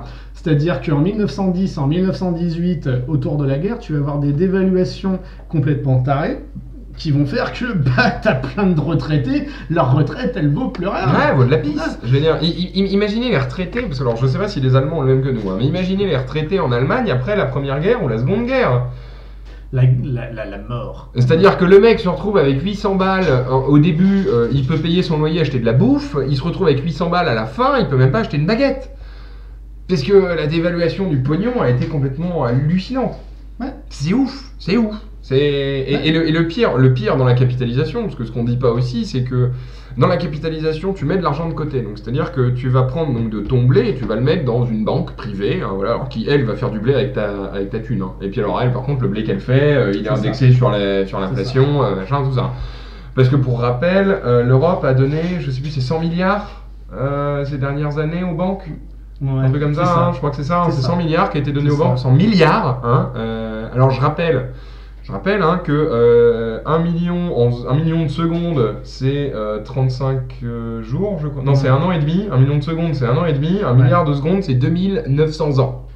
Voilà, pour situer le 100 milliards. Ouais, c'est ça. Voilà, 100 milliards. Et en fait, donc, le problème, c'est qu'on peut le dire, jusqu'à la Seconde Guerre mondiale, t'es pas dans une politique qui est que les vieux soient à charge de la société plutôt qu'à charge de la famille. Et le truc, c'est que le gros problème aussi de la capitalisation, c'est que globalement, le moment où ta banque elle va le faire faillite, comme la Société Générale par exemple a failli faire faillite, hein, si l'État ne l'avait pas fait, et même si l'Europe renflouait pas avec ces 100 milliards-là, toutes les banques elles ont coulé. Hein. C'est-à-dire les économistes, là, même ma banquière me l'a dit. Ma banquière m'a dit que c'était la merde et que si l'Europe ne filait pas du pognon aux banques, ça s'écroulait. Ma banquière. C'est-à-dire que quand ton conseiller bancaire commence à te dire qu'il travaille dans une société qui est caduque et qui arrive à se maintenir juste parce que l'État file du blé, c'est que ça pue du cul. C'est que ça pue grave du cul. Donc c'est ouf. C'est-à-dire que le moment où les banques vont faire faillite, toi, ton petit pécule que tu as accumulé pour ta retraite, tu l'as plus. La banque, elle te rembourse que dalle. Je suis pas sûr qu'il aurait fallu nationaliser les banques en 2008. Non. Je pense davantage en fait qu'il aurait fallu un encadrement étatique très poussé au niveau des banques et que à la limite, si on fait en sorte qu'elles se cassent pas la gueule, dans ces cas-là, t'as zéro bénéfice jusqu'à ce que tu aies remboursé déjà ce que tu nous dois. Pourquoi il n'y a pas une banque publique? Je parle pas de nationaliser toutes les banques. Pourquoi il n'y a pas une banque d'État qui fait que tu gagnes pas avec des intérêts de ouf, tu vois? T'en as une, t'as la Banque de France. Mais tu peux rien mettre à la Banque de France. T'as pas le droit d'ouvrir un compte à la Banque de France. L'État a même plus le droit c'est Valéry Giscard d'Estaing. L'État a même plus le droit d'emprunter à sa propre banque. C'est interdit. Il y a la Poste. C'est exactement nationalisé. La Poste est moitié privée. Mais c'est ouf quand même de se dire que l'État a même plus le droit d'emprunter à sa propre banque. C'est interdit. C'est hallucinant. C'est-à-dire l'État peut plus... Et voilà, et le problème c'est que tu es obligé d'avoir un compte en banque, que tu n'as pas un compte en banque public, c'est impossible d'avoir un compte en banque étatique, puisque tu ne peux pas avoir un compte en banque à la Banque de France, donc tu es obligé de dépendre du privé. Ouais. Et le truc c'est que le privé n'arrive à se maintenir, vu le système économique actuel, que grâce au public. Ouais. Donc le jour où le public arrête de décider que le privé faire comme Macron va dire, c'est-à-dire que globalement chacun se démerde et puis voilà, mais le système s'écroule en fait. C'est ça. Et le moment où le système s'écroule, légalement, c'est dans la loi, peu importe ce que tu as sur ton compte en banque, la banque n'a rien à te rembourser, parce que si elle fait faillite, elle n'a pas à rembourser, c'est la loi. L'État t'assure à hauteur de 100 000 balles. Tu as 4 millions sur ton compte, tu as 100 000 balles. Voilà. Ouais. Mais enfin, pour recentrer un peu le truc, ça pour dire que la capitalisation, c'est pas sécuritaire en fait. Clairement pas. Et en fait, ce qui est intéressant aussi, c'est que c'est une période, parce qu'il y a du coup toute la période de grève de la CGT et autres par rapport aux conditions de travail des mineurs, etc., etc. Et en fait, une loi de 1910 va fixer l'âge de départ à la retraite à 65 ans. Mais la révision de 1912 offre la possibilité de toucher la retraite à 60 ans. La CGT, déjà à l'époque, considère que c'est donner la retraite à des morts. Parce que faut savoir que c'est en 1910. Actuellement, en 2019, l'âge moyen, l'espérance de vie en bonne santé, c'est 62 ans pour les hommes et 64 pour les femmes. Donc c'est-à-dire que 65 ans en 1910, donc il y a 100 ans, c'était déjà supérieur à l'âge... l'espérance de vie en bonne santé moyenne de maintenant. Parce que c'est là aussi où tu vois qu'il y a quelque chose d'assez, pour moi, peu déontologique au niveau médiatique, c'est qu'ils vont parler de l'allongement de l'espérance de vie dans la lignée, effectivement, de ce qui est dit par le corps politique. En gros, les gens vivent plus longtemps, donc il faut payer les retraites plus longtemps. Oui, mais le principe d'une retraite, c'est pas juste pour te maintenir en vie, c'est aussi pour que tu puisses profiter de ta retraite. Et le problème, c'est ça, c'est que le but du jeu, c'est pas de passer de l'usine à l'hospice, quoi. C'est ça. En même temps, si, parce que la logique néolibérale veut juste que tu travailles tant que tu peux. Ouais. Et après, déontologiquement, on peut pas dire à la population, si tu veux plus travailler, on va te fondre dans un truc pour te donner à bouffer à des bébés. Parce que ça, c'est pas cool. Éthiquement, c'est pas bien de faire manger des vieux à des bébés. Donc, on va les mettre dans un mouroir avec des gens sous-payés ou globalement. Voilà. Non, mais c'est vrai. Non, mais tu vois, et c'est tout. Et c'est ça qui est rigolo, c'est qu'on nous parle par exemple de l'augmentation de l'espérance de vie. Faut savoir que l'espérance de vie donc a augmenté depuis 2000, je crois, d'un an ou deux, quelque chose comme ça. L'espérance de vie en bonne santé a pas augmenté. Non. Depuis 2004, elle n'a pas augmenté. C'est la même. La souffrance au travail, c'est exactement la même. Et en fait, c'est ça que je trouve problématique, c'est que à un certain niveau, ça voit bien que le corps politique n'est pas dans une logique de protection sociale du tout. Non. Et je trouve que c'est un gros problème quand même en tant que citoyen.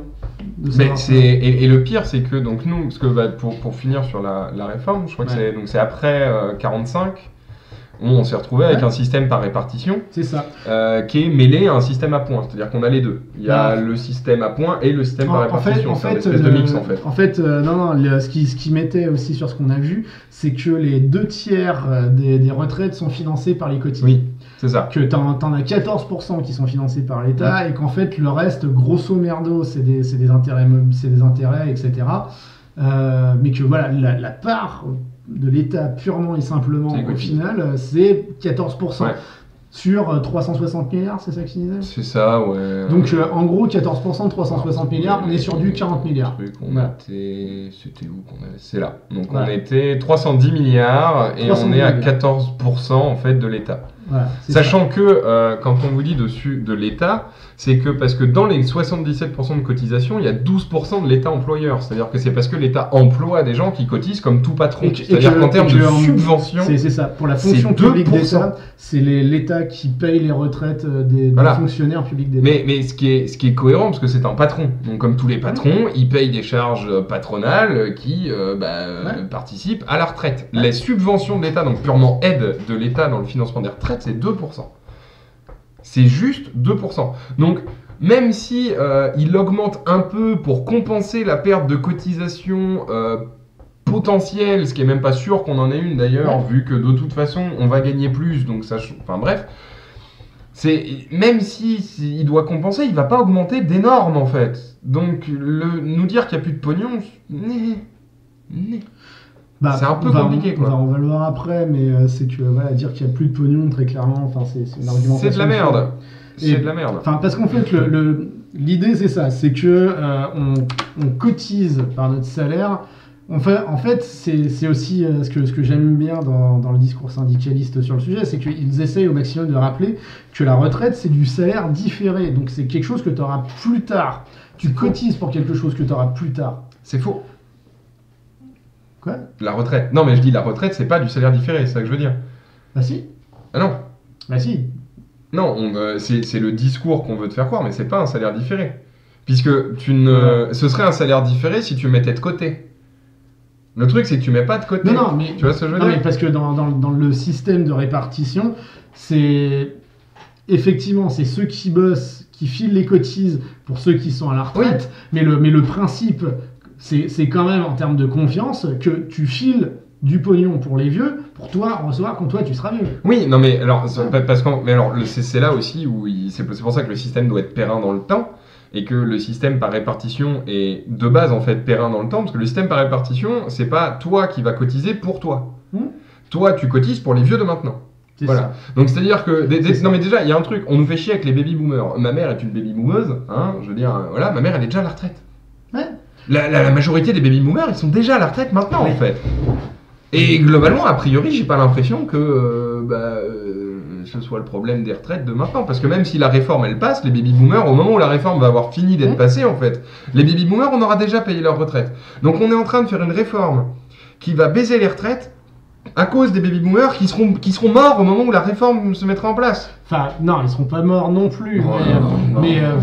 Attends, la réforme, elle a repoussé à 2035, 2040, 2025. Non, mais enfin, l'idée, on dit qu'il faut effectivement faire une réforme sur les retraites parce qu'on est en train de te dire, avec le système actuel, grosso modo, à échéance, ça va devenir beaucoup trop instable, il faudra intervenir pour que ça soit équilibré, etc. Ce que je rappelle est toujours le taf de l'État, en fait, dans cette situation. C'est que vu que le système de retraite, il n'a pas forcément une flexibilité de ouf et qu'il ne peut pas forcément s'adapter à la démographie ou à l'économie, c'est quand même le taf de l'État de compenser. Ah oui. Mais comment le gouvernement pipe les statistiques pour faire passer une réforme néolibérale. Que veux-tu dire?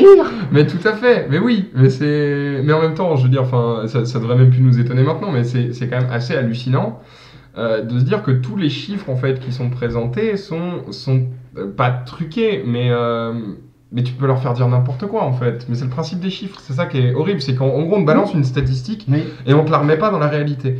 Oui. Et du coup, tu peux leur faire dire n'importe quoi. Nous, on avait compris ça, on était au lycée, on passait le bac, et on avait vu 2 stats, où on a fait, parce qu'en gros, quand ils montrent leurs statistiques, ils font pas la différence entre causalité et corrélation. Voilà, c'est-à-dire que tu peux avoir une corrélation, mais c'est pas causalité, c'est-à-dire que c'est pas lié. Ça évolue en même temps, mais c'est pas lié. Ça, c'est la corrélation, ça évolue en même temps, c'est cool, et si c'est lié, il y a causalité. Bon, par exemple, si je vous présente 2 statistiques en confondant causalité et corrélation, je vais vous dire que quand moi j'ai passé le bac, en Bretagne, on avait le plus haut taux d'alcoolémie chez les jeunes, et le plus haut taux de réussite au bac. Picoler, faire réussir le bac. Voilà, c'était notre excuse pour pouvoir picoler au lycée. On sait bien que c'est aberrant, parce que là, on a des statistiques qui sont aberrantes. Mais en fait, ils nous présentent des stats qui sont débiles. C'est-à-dire qu'on nous dit que... Parce que globalement, là, donc ce qu'on lisait dans le rapport, c'est que jusqu'en 2035, ça va être compliqué. Enfin, il va y avoir un passage un peu plus complexe avec le système à répartition, parce que les baby-boomers vont être à la retraite, et que jusqu'en 2035, 2040, globalement, là où les baby-boomers vont décéder... En fait, l'idée, c'est ça. C'est que va y avoir, en gros, 15-20 ans, on commence à rentrer dedans. Voilà. En fait, vu que ta démographie, en fait, tu as plusieurs courbes démographiques qui peuvent exister. Tu as la pyramide un petit peu comme ça, où en fait tu as plein de jeunes qui peuvent payer pour très peu de vieux, parce qu'on meurt très jeune.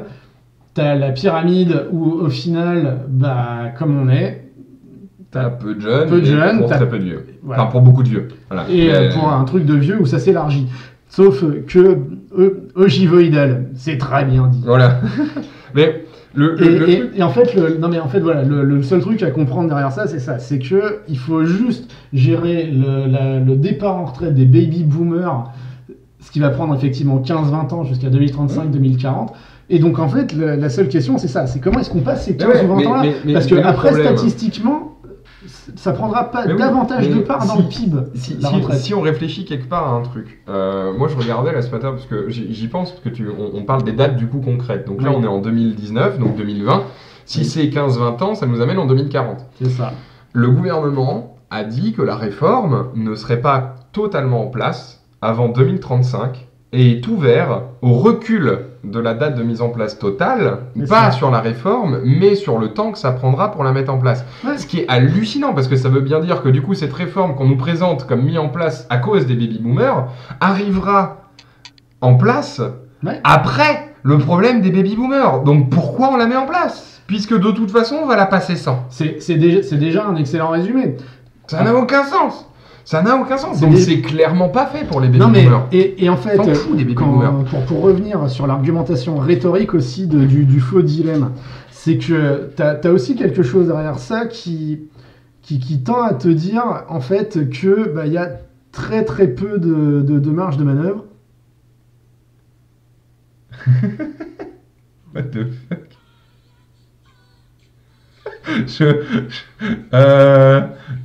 Je ne sais pas ce qui vient de se passer, ma chère Landry, je ne vois pas ce que tu partages, je suis perturbé.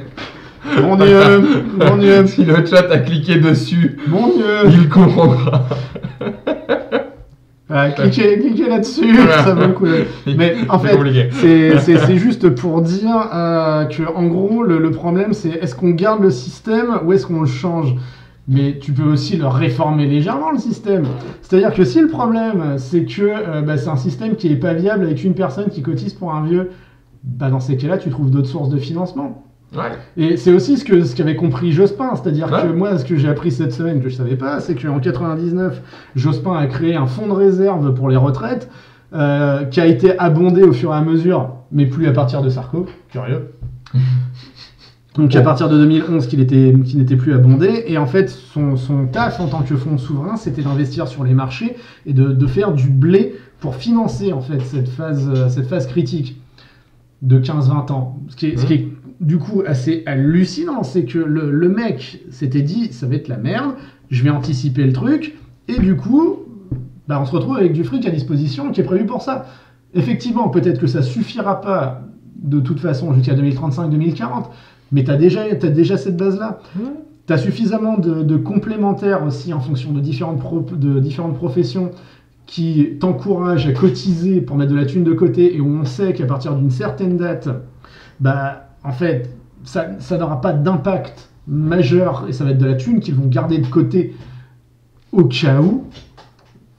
C'est-à-dire que déjà des Ça me pouvoirs... fait penser aux OGN qui gardent au cas où. Mais oui, mais des pouvoirs pour la soif, il y en a, quoi. Et si tu regardes au-delà de ça, c'est qu'il y a plein de mécaniques. Taxer le capital pour financer en partie les retraites. Mais c'est là où en fait c'est terrible, c'est que en gros ils nous présentent un faux problème puisque leur réponse, en fait ils nous présentent une réponse à un problème qui ne répondra pas au problème puisque la réponse arrivera après le problème qu'ils nous présentent. Donc ils nous présentent un faux problème.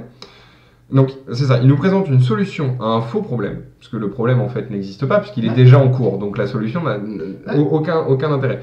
Donc un faux problème avec une fausse solution par un faux dilemme, alors que tu as plein d'autres solutions. Donc c'est-à-dire que en fait il n'y a rien qui est cohérent dans leur discours, parce qu'ils répondent à un problème qui sera passé par une solution qui nous présente comme une dualité de solutions, alors qu'en fait il y a d'autres solutions.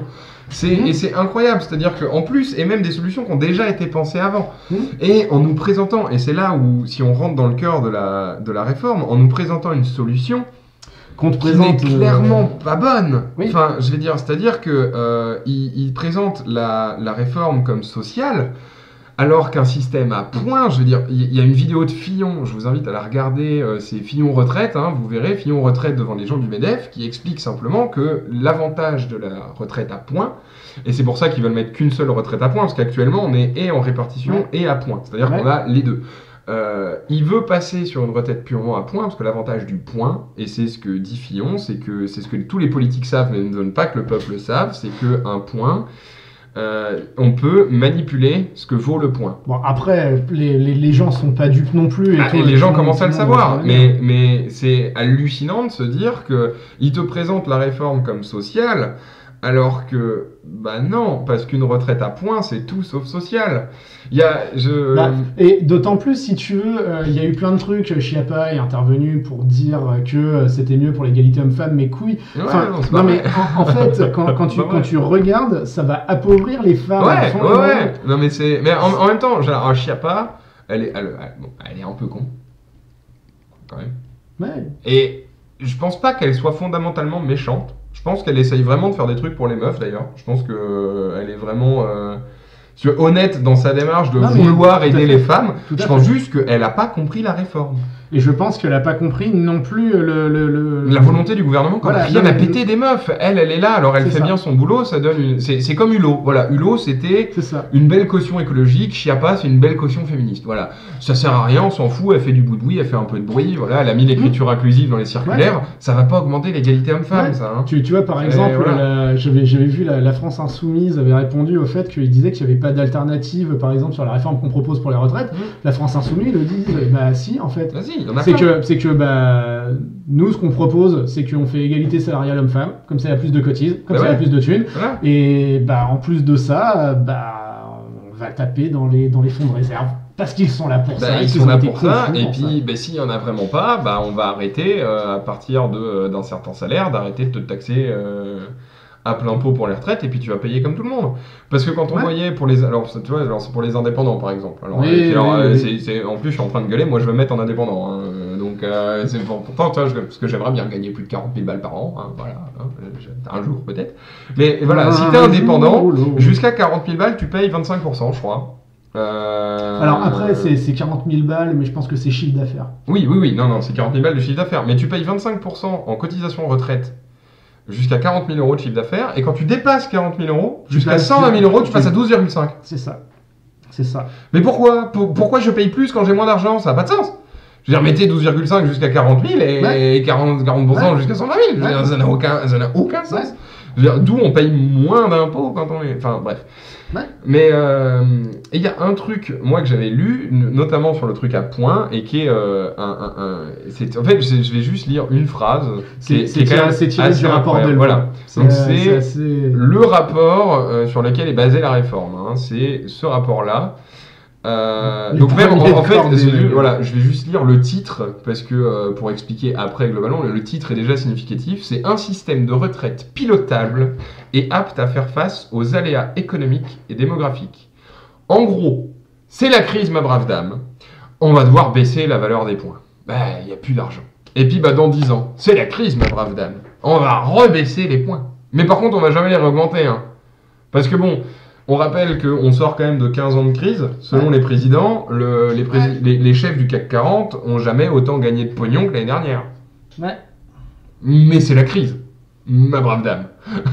Voilà. Donc il y a un moment où on sent bien quand même que cette volonté de dire non mais le système est plus social parce qu'il est, il va tout lisser. Oui mais il va tout lisser vers le bas, donc il est social pour personne en fait. Je veux dire tout le monde se fait niquer. C'est pour ça que les flics ils gardent leur système. Pour pas se faire niquer. Et c'est pour ça que t'en as une qui a voulu défendre les enseignants aussi en disant non mais oui alors effectivement les enseignants on perd de l'argent avec ce système de retraite donc on va réévaluer leur salaire. Et sinon on garde un système. Alors déjà on réévalue leur salaire et on garde un système de retraite où voilà comme ça en plus ça réévalue leur retraite. Non mais d'autant enfin l'argumentation quoi. C'est du coup voilà. On va vous mettre un petit peu plus de vaseline, un petit peu. En fait, c'est l'argumentation, c'est on va vous payer plus, comme ça vous allez gagner pareil à la retraite. Mais sinon, on les paye plus et puis on change pas le système de retraite, donc ils gagnent plus à la retraite. Je veux dire, quel est l'argument de te dire que tout le monde va y gagner, mais que tout le monde va être pareil si on augmente vos salaires? Mais vous inquiétez pas, vous allez gagner de l'argent. Non mais enfin. Et je suis désolé, mais ça montre que ce gouvernement n'a clairement pas compris non plus quel était le rôle social des retraites. Le rôle social des retraites, c'est de garantir un revenu qui te permette de vivre et qui te permette en plus de faire autre chose que bosser à partir du moment où tu as rendu service à la nation en créant du bif. Le gouvernement n'a juste pas compris le système de social. En fait. Enfin, je pense qu'il l'a compris, mais qu'il s'en prend. En fait, je crois que c'est ça qui est effroyable, en fait. C'est que ça participe de discussions qu'on a depuis un certain temps, où on se dit que ça fait très longtemps qu'il n'y a pas eu de politique sociale dans ce pays. Non, la dernière... Et Dieu sait que pourtant, moi j'ai entendu gueuler sur cette réforme quand j'étais jeune, parce que les 35 heures, c'est la dernière réforme sociale qu'on a eu en France. C'est-à-dire que la dernière avancée sociale pour les droits de la classe moyenne, de la classe prolétaire, en gros des pas 1%, voilà, tout en haut, c'est les 35 heures. Et le pire, c'est que c'est la seule réforme qui a été faite, qui a permis de créer de l'emploi et de gagner du blé. C'est-à-dire que toutes les autres réformes qui n'étaient pas des réformes sociales et qui étaient des réformes néolibérales n'ont pas servi à enrichir la France. Il faut bien se rendre compte d'un truc, c'est que la France actuellement, elle est quasiment dans le même état que la Grèce il y a 10 ans. On n'y est pas encore. Je parle pas du moment où elle était en crise et où il n'y avait plus de pognon. Je parle d'avant, tu vois, il y a 5-10 ans, avant qu'elle parte en sgeg. Et là, on prend ce chemin-là, c'est-à-dire sur une énorme paupérisation de la population et sur un gouvernement qui est ultra-libéral pour les ultra-riches. Je veux dire, les seuls pays européens qui ont réussi à redresser leur économie actuellement, c'est les pays qui ont fait une politique sociale en faisant un énorme doigt à l'UE. C'est le Portugal. Voilà. Le Portugal a fait un doigt à l'Union européenne. Il a fait voilà, tout ce que vous me demandez de faire, je le fais pas. Je fais ma truc social. Et ils gagnent du fric. Leur économie va beaucoup mieux. Mais parce que c'est débile. Mais il y a un moment donné, donner plus de thunes à Bernard Arnault, il va pas consommer plus, ce mec. Je veux dire, il a déjà plus de blé que ce qu'il pourrait acheter dans toute sa vie pendant même pendant des milliards, des milliers d'années. Ce mec-là, c'est ouf. Je veux dire, il gagne en un an, il doit gagner ce qu'un prolétaire gagne en 100 ans. Je crois une connerie comme ça. Il y avait un site. Je vous invite à regarder ces comparatifs Bernard Arnault, ou un truc comme ça, le site, il est assez rigolo. Et je veux dire, lui filer plus de blé à lui, il va pas consommer plus. Alors que filer plus de blé à la classe moyenne, à la classe ouvrière, c'est-à-dire que le petit gars, à la place de pouvoir s'acheter un iPhone tous les 10 ans, tous les 5 ans, il va pouvoir s'acheter un iPhone tous les ans, il va pouvoir changer de bagnole plus régulièrement en achetant neuf et pas d'occasion. Ouais. C'est pas bon pour l'écologie, hein. Maintenant on parle pas d'écologie, je parle vraiment d'économie, parce qu'après, pour faire de l'écologie, il faut sortir de la logique de capitalisation et de croissance, de toute façon. Donc la logique de gagner du fric, si tu veux faire de l'écologie, elle doit pas exister. Mais si tu veux juste gagner du fric, tu donnes de l'argent à ceux qui peuvent en dépenser, donc à des gens qui n'ont pas tout, en fait. Et les 1% qui réunissent plus de 90% de la richesse du pays, ils ont déjà tout. Donc ils peuvent rien acheter. Alors ouais, ils vont peut-être acheter un deuxième yacht, une deuxième île, mais ça va pas augmenter la croissance de ouf, quoi. C'est pas eux qui vont faire que on va acheter plus de slips, ou on va développer... Et même si tu veux développer l'économie locale... pour développer l'économie locale, il faut des bouches qui veulent manger, il faut des corps à couvrir avec des vêtements. Et c'est pas un gars qui va acheter autant de vêtements que 100 000 mecs. Et la méritocratie, la méritocratie... C'est de la merde. C'est un discours idéologique qui vise à te faire admettre que les inégalités de richesse, elles sont basées sur le fait que t'as pas été assez méritant, ma gueule. Et t'as pas assez bien travaillé à l'école. Voilà. Regarde, cette histoire de nana qui se retrouve... non mais tu rajoutes pas des boulets sur des boulets. Hein. Ouais, voilà, tu rajoutes pas des boulets sur des boulets. Elle est pas méritante. Elle est pas méritante. À un moment donné. Mais tu vois, et puis alors moi, ce que je déteste dans la méritocratie, c'est... moi je suis un exemple que la méritocratie c'est de la merde. Voilà. On va être clair, je veux dire, tous mes diplômes, je les ai volés. Voilà, c'est-à-dire que j'ai eu ma licence de psycho. Pourquoi ? Parce que j'ai compris comment le système fonctionnait, que je suis issu d'une famille qui a pu me donner une bonne éducation et du coup m'a éduqué à réfléchir. J'ai compris comment ça fonctionnait et globalement j'ai arrêté l'anglais, j'ai pris volet parce que j'en faisais depuis longtemps, j'ai pas rendu mon mémoire mais c'était quand même 2, je m'en fous et voilà j'ai ma licence. J'ai eu un diplôme d'informatique en présentant un truc à l'oral parce que je savais parler à l'oral. J'avais la moitié des connaissances que j'ai présentées dans cet oral de diplôme, je les avais pas. Les gens ont cru que je les avais. Je veux dire, la méritocratie, ça n'existe pas en fait. Parce que il y a un truc qu'il faut bien comprendre, c'est que tu as une notion aussi de chance de rencontre et de timing. C'est-à-dire que je serais pas tombé sur ce jury-là, j'aurais peut-être pas eu mon diplôme. J'aurais pas eu le colocataire que j'avais à ce moment-là qui m'a dit « Tiens, tu veux changer d'orientation professionnelle ?»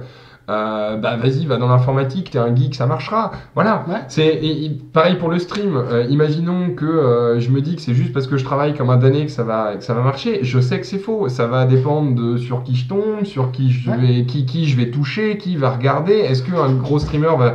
C'est comme dans la chanson. Je veux dire, t'as des milliers et des milliers de gens qui chantent très bien et qui font de la très bonne musique. S'ils n'ont pas tapé dans l'œil d'un gros producteur, ils réussiront jamais. Je conseille par exemple, c'est de la chatte. Je conseille de regarder la vidéo de Usul où il parle justement de cette école de commerce lyonnaise, où les mecs décrivent très bien que ils achètent leur réseau et que c'est tout quoi.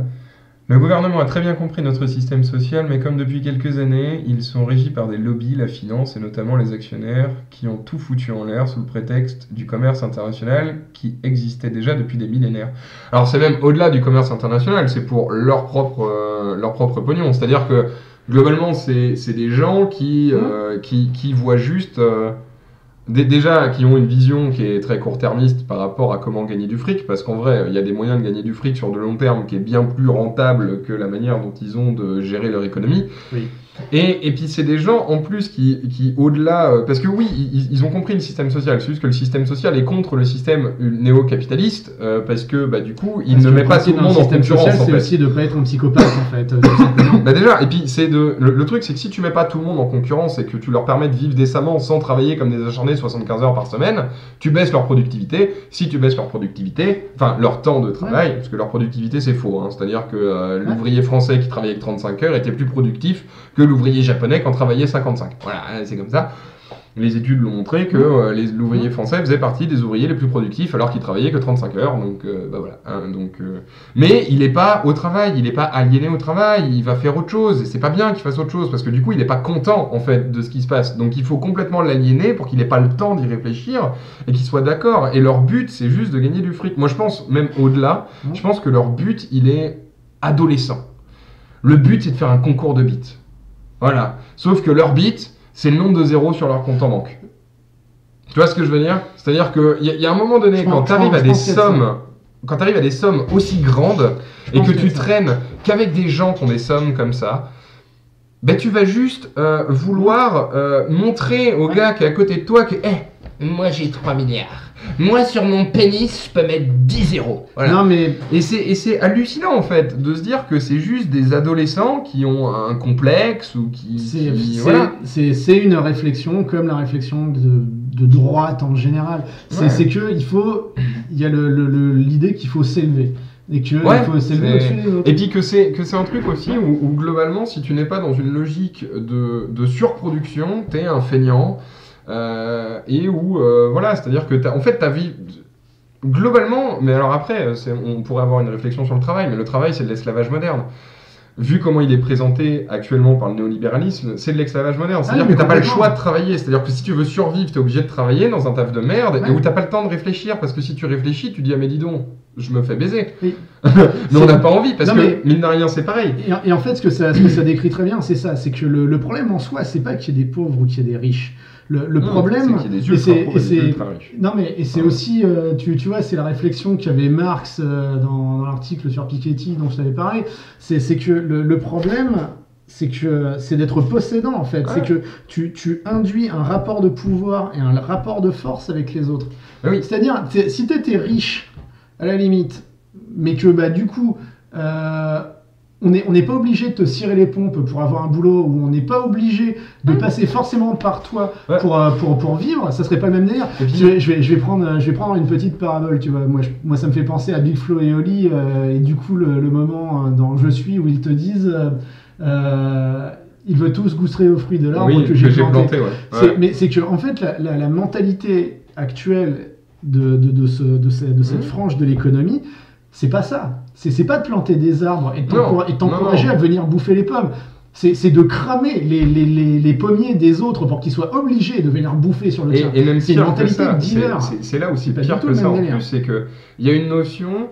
on essaie de nous vendre dans le néolibéralisme et dans le discours un peu de droite économique, de ce côté qui rejoint la méritocratie, ce côté c'est des gens qui se sont faits tout seuls, et c'est des gens mais la majorité des gens, ils se sont pas faits tout seuls. Je veux dire, c'est des familles qui se transmettent un capital depuis machin. Ouais. Je veux dire, on va pas se mentir, les enfants de Bernard Arnault, ils seront pas smicards.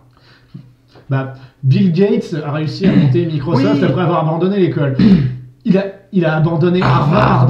Il n'a pas abandonné la 6e. Voilà, je veux dire, il venait pas d'un truc d'ouvrier prolétaire qui travaillait 75 heures à l'usine en n'ayant pas le temps de regarder autre chose qu'Hanouna à la télé, quoi. Enfin, je veux dire, c'est Niels, c'est pas un gars qui sort de banlieue et qui a dealé du shit pour réussir à payer ses vannes. Il y a un moment donné où il faut quand même, le discours ils se sont fait tout seuls, il est bidon. Et le pire, c'est que c'est pas des gens qui vont, alors si t'en as, Bill Gates, effectivement, il vient d'une bonne famille, mais il a capitalisé sur son propre truc. Mais maintenant, les gamins de L'Oréal, de Bettencourt par exemple, ils ont pas créé L'Oréal. Ils ont pas du tout créé L'Oréal. Et pourtant, ils gagnent un fric monstre avec ce truc-là.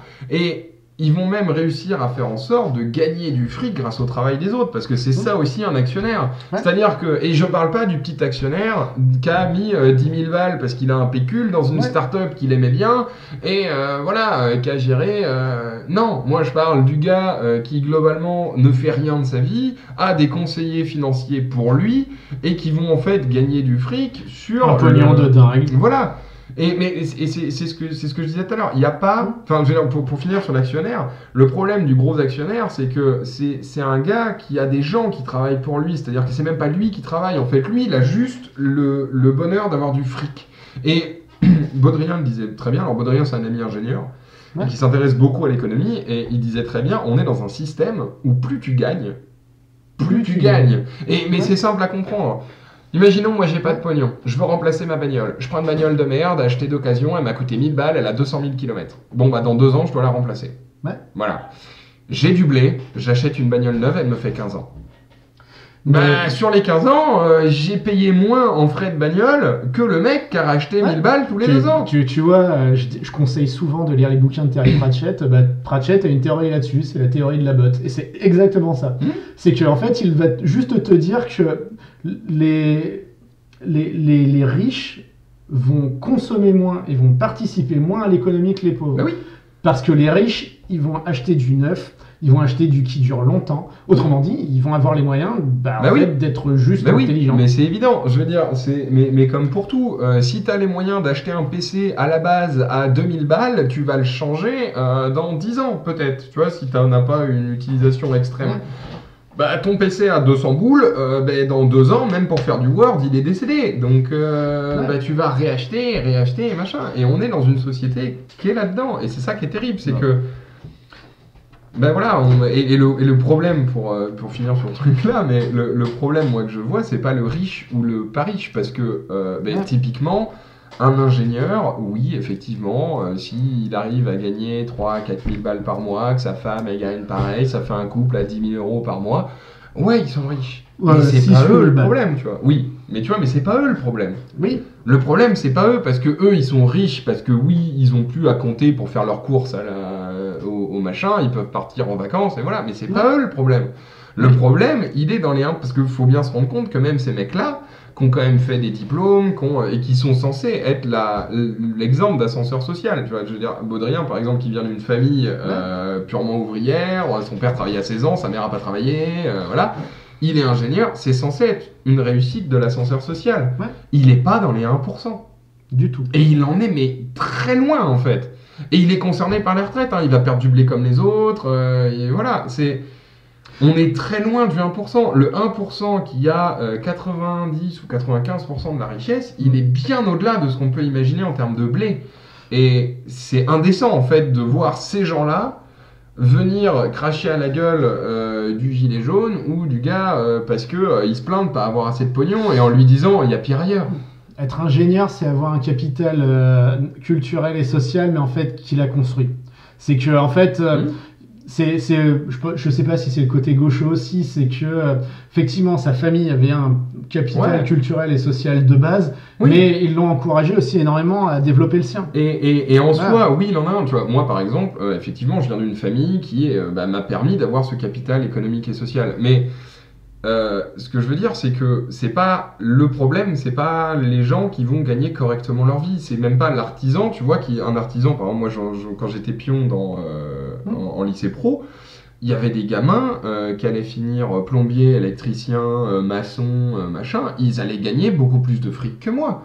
Parce que si tu travailles, alors pour le coup comme un taré, hein, parce que alors c'est vrai que je pense que quand tu montes ta boîte, à mon avis les heures tu les comptes pas, mais effectivement tu as moyen de gagner correctement ta vie dans le métier manuel, si tu es ton propre patron ou si tu es dans une boîte, parce qu'il y a peu de gens en fait, donc il y a une demande, et tu n'as pas un capital à la base qui était culturel, social, voilà.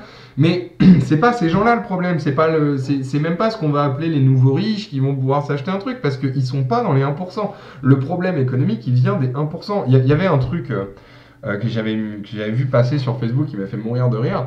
Si on prend l'excédent de 1 milliard à tous les milliardaires, c'est-à-dire on prend tous les milliardaires de Forbes, du monde, hein, voilà, on les prend tous, et on les met tous à 1 milliard. C'est-à-dire que ceux qui n'ont qu'un seul milliard, on n'y touche pas. On leur prend pas d'argent. Mais ceux qui ont plus, on les ramène à 1. On peut dégager en excédent 6 000 milliards, je crois. Une connerie comme ça. C'est un petit peu plus, voilà.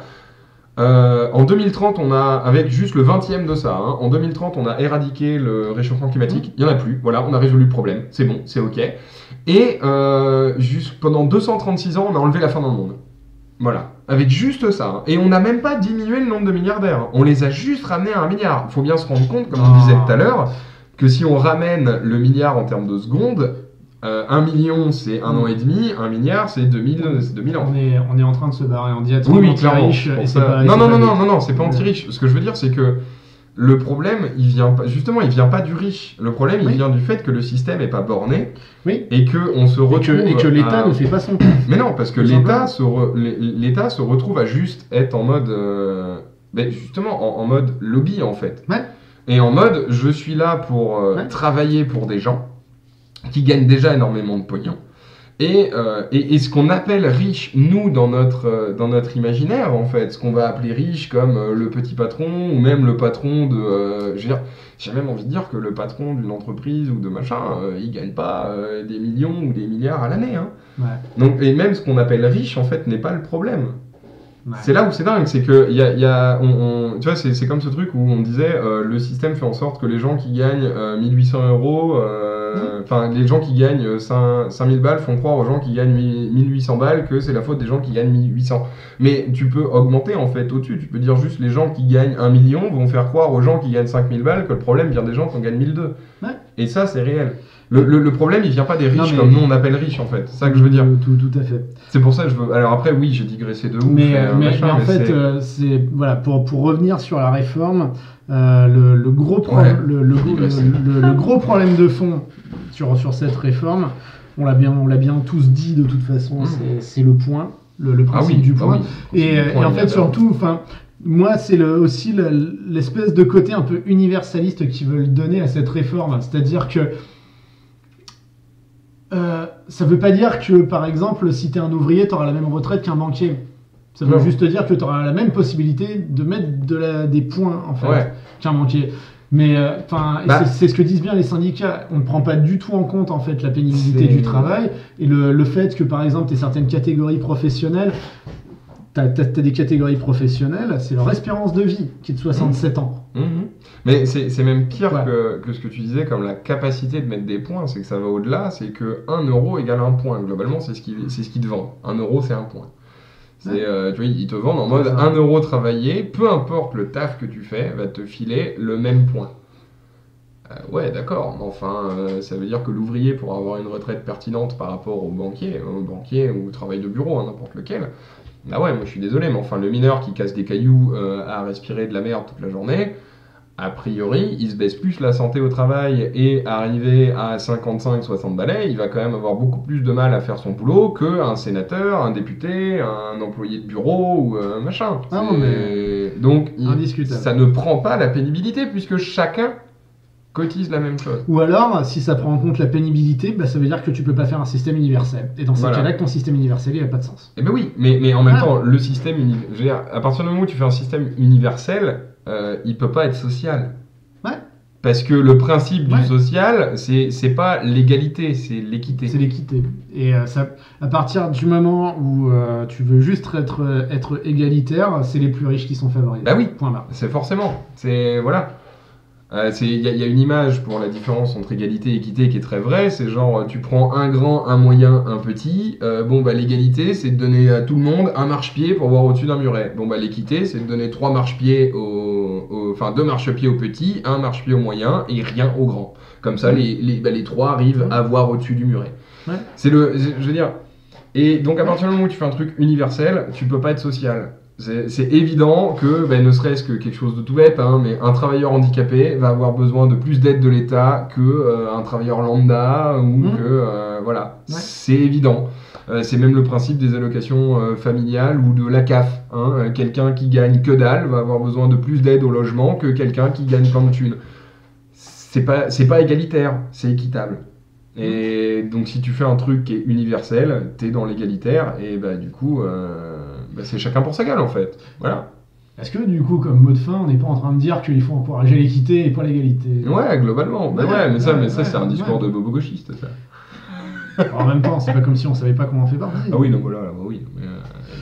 Je suis en train de voir qu'on est à quasiment 2 heures de stream sur le sujet. Avec 4 pauvres auditeurs quand même qui ont eu le courage de nous regarder jusqu'à la fin. Merci d'ailleurs d'être passé. On a fait un pic à 7 je crois. Sache que c'est le plus gros pic de cette chaîne. Mon Dieu. C'est les 2 heures avec le plus de gens constants. C'est incroyable. C'est parce que j'ai une jolie barbe. Ah bah oui, non mais ça c'est grâce à toi.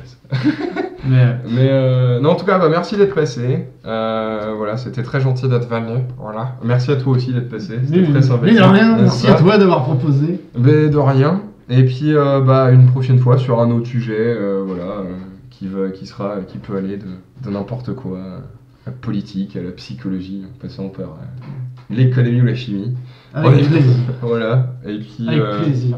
Et puis, bon, en vous souhaitant à tous une bonne soirée. Et écoutez, n'hésitez pas à dire du coup aux salafistes qui est à côté de moi si le format vous a plu, si vous auriez envie de regarder ça à nouveau, ce que vous voudriez qu'il améliore dans ce format, tout ça, enfin un petit peu en mode étude de marche. Étude de marche, lâche pas. Évidemment, faites-moi vos retours. Pareil, la vidéo sera postée sur YouTube. Vous pourrez faire vos retours en commentaire à cet endroit-là si vous n'avez pas mon Twitter, puisque vous pouvez tweeter. Mon Twitter est en bas de la chaîne. N'hésitez pas. Et surtout, n'oubliez pas, pisser sous la douche, c'est bon pour l'environnement. Ouais, c'est ça. Voilà. Ça sera le mot de la fin. Voilà. Équité, pas égalité, pipi sous la douche. Bonne soirée à vous. Sans transition.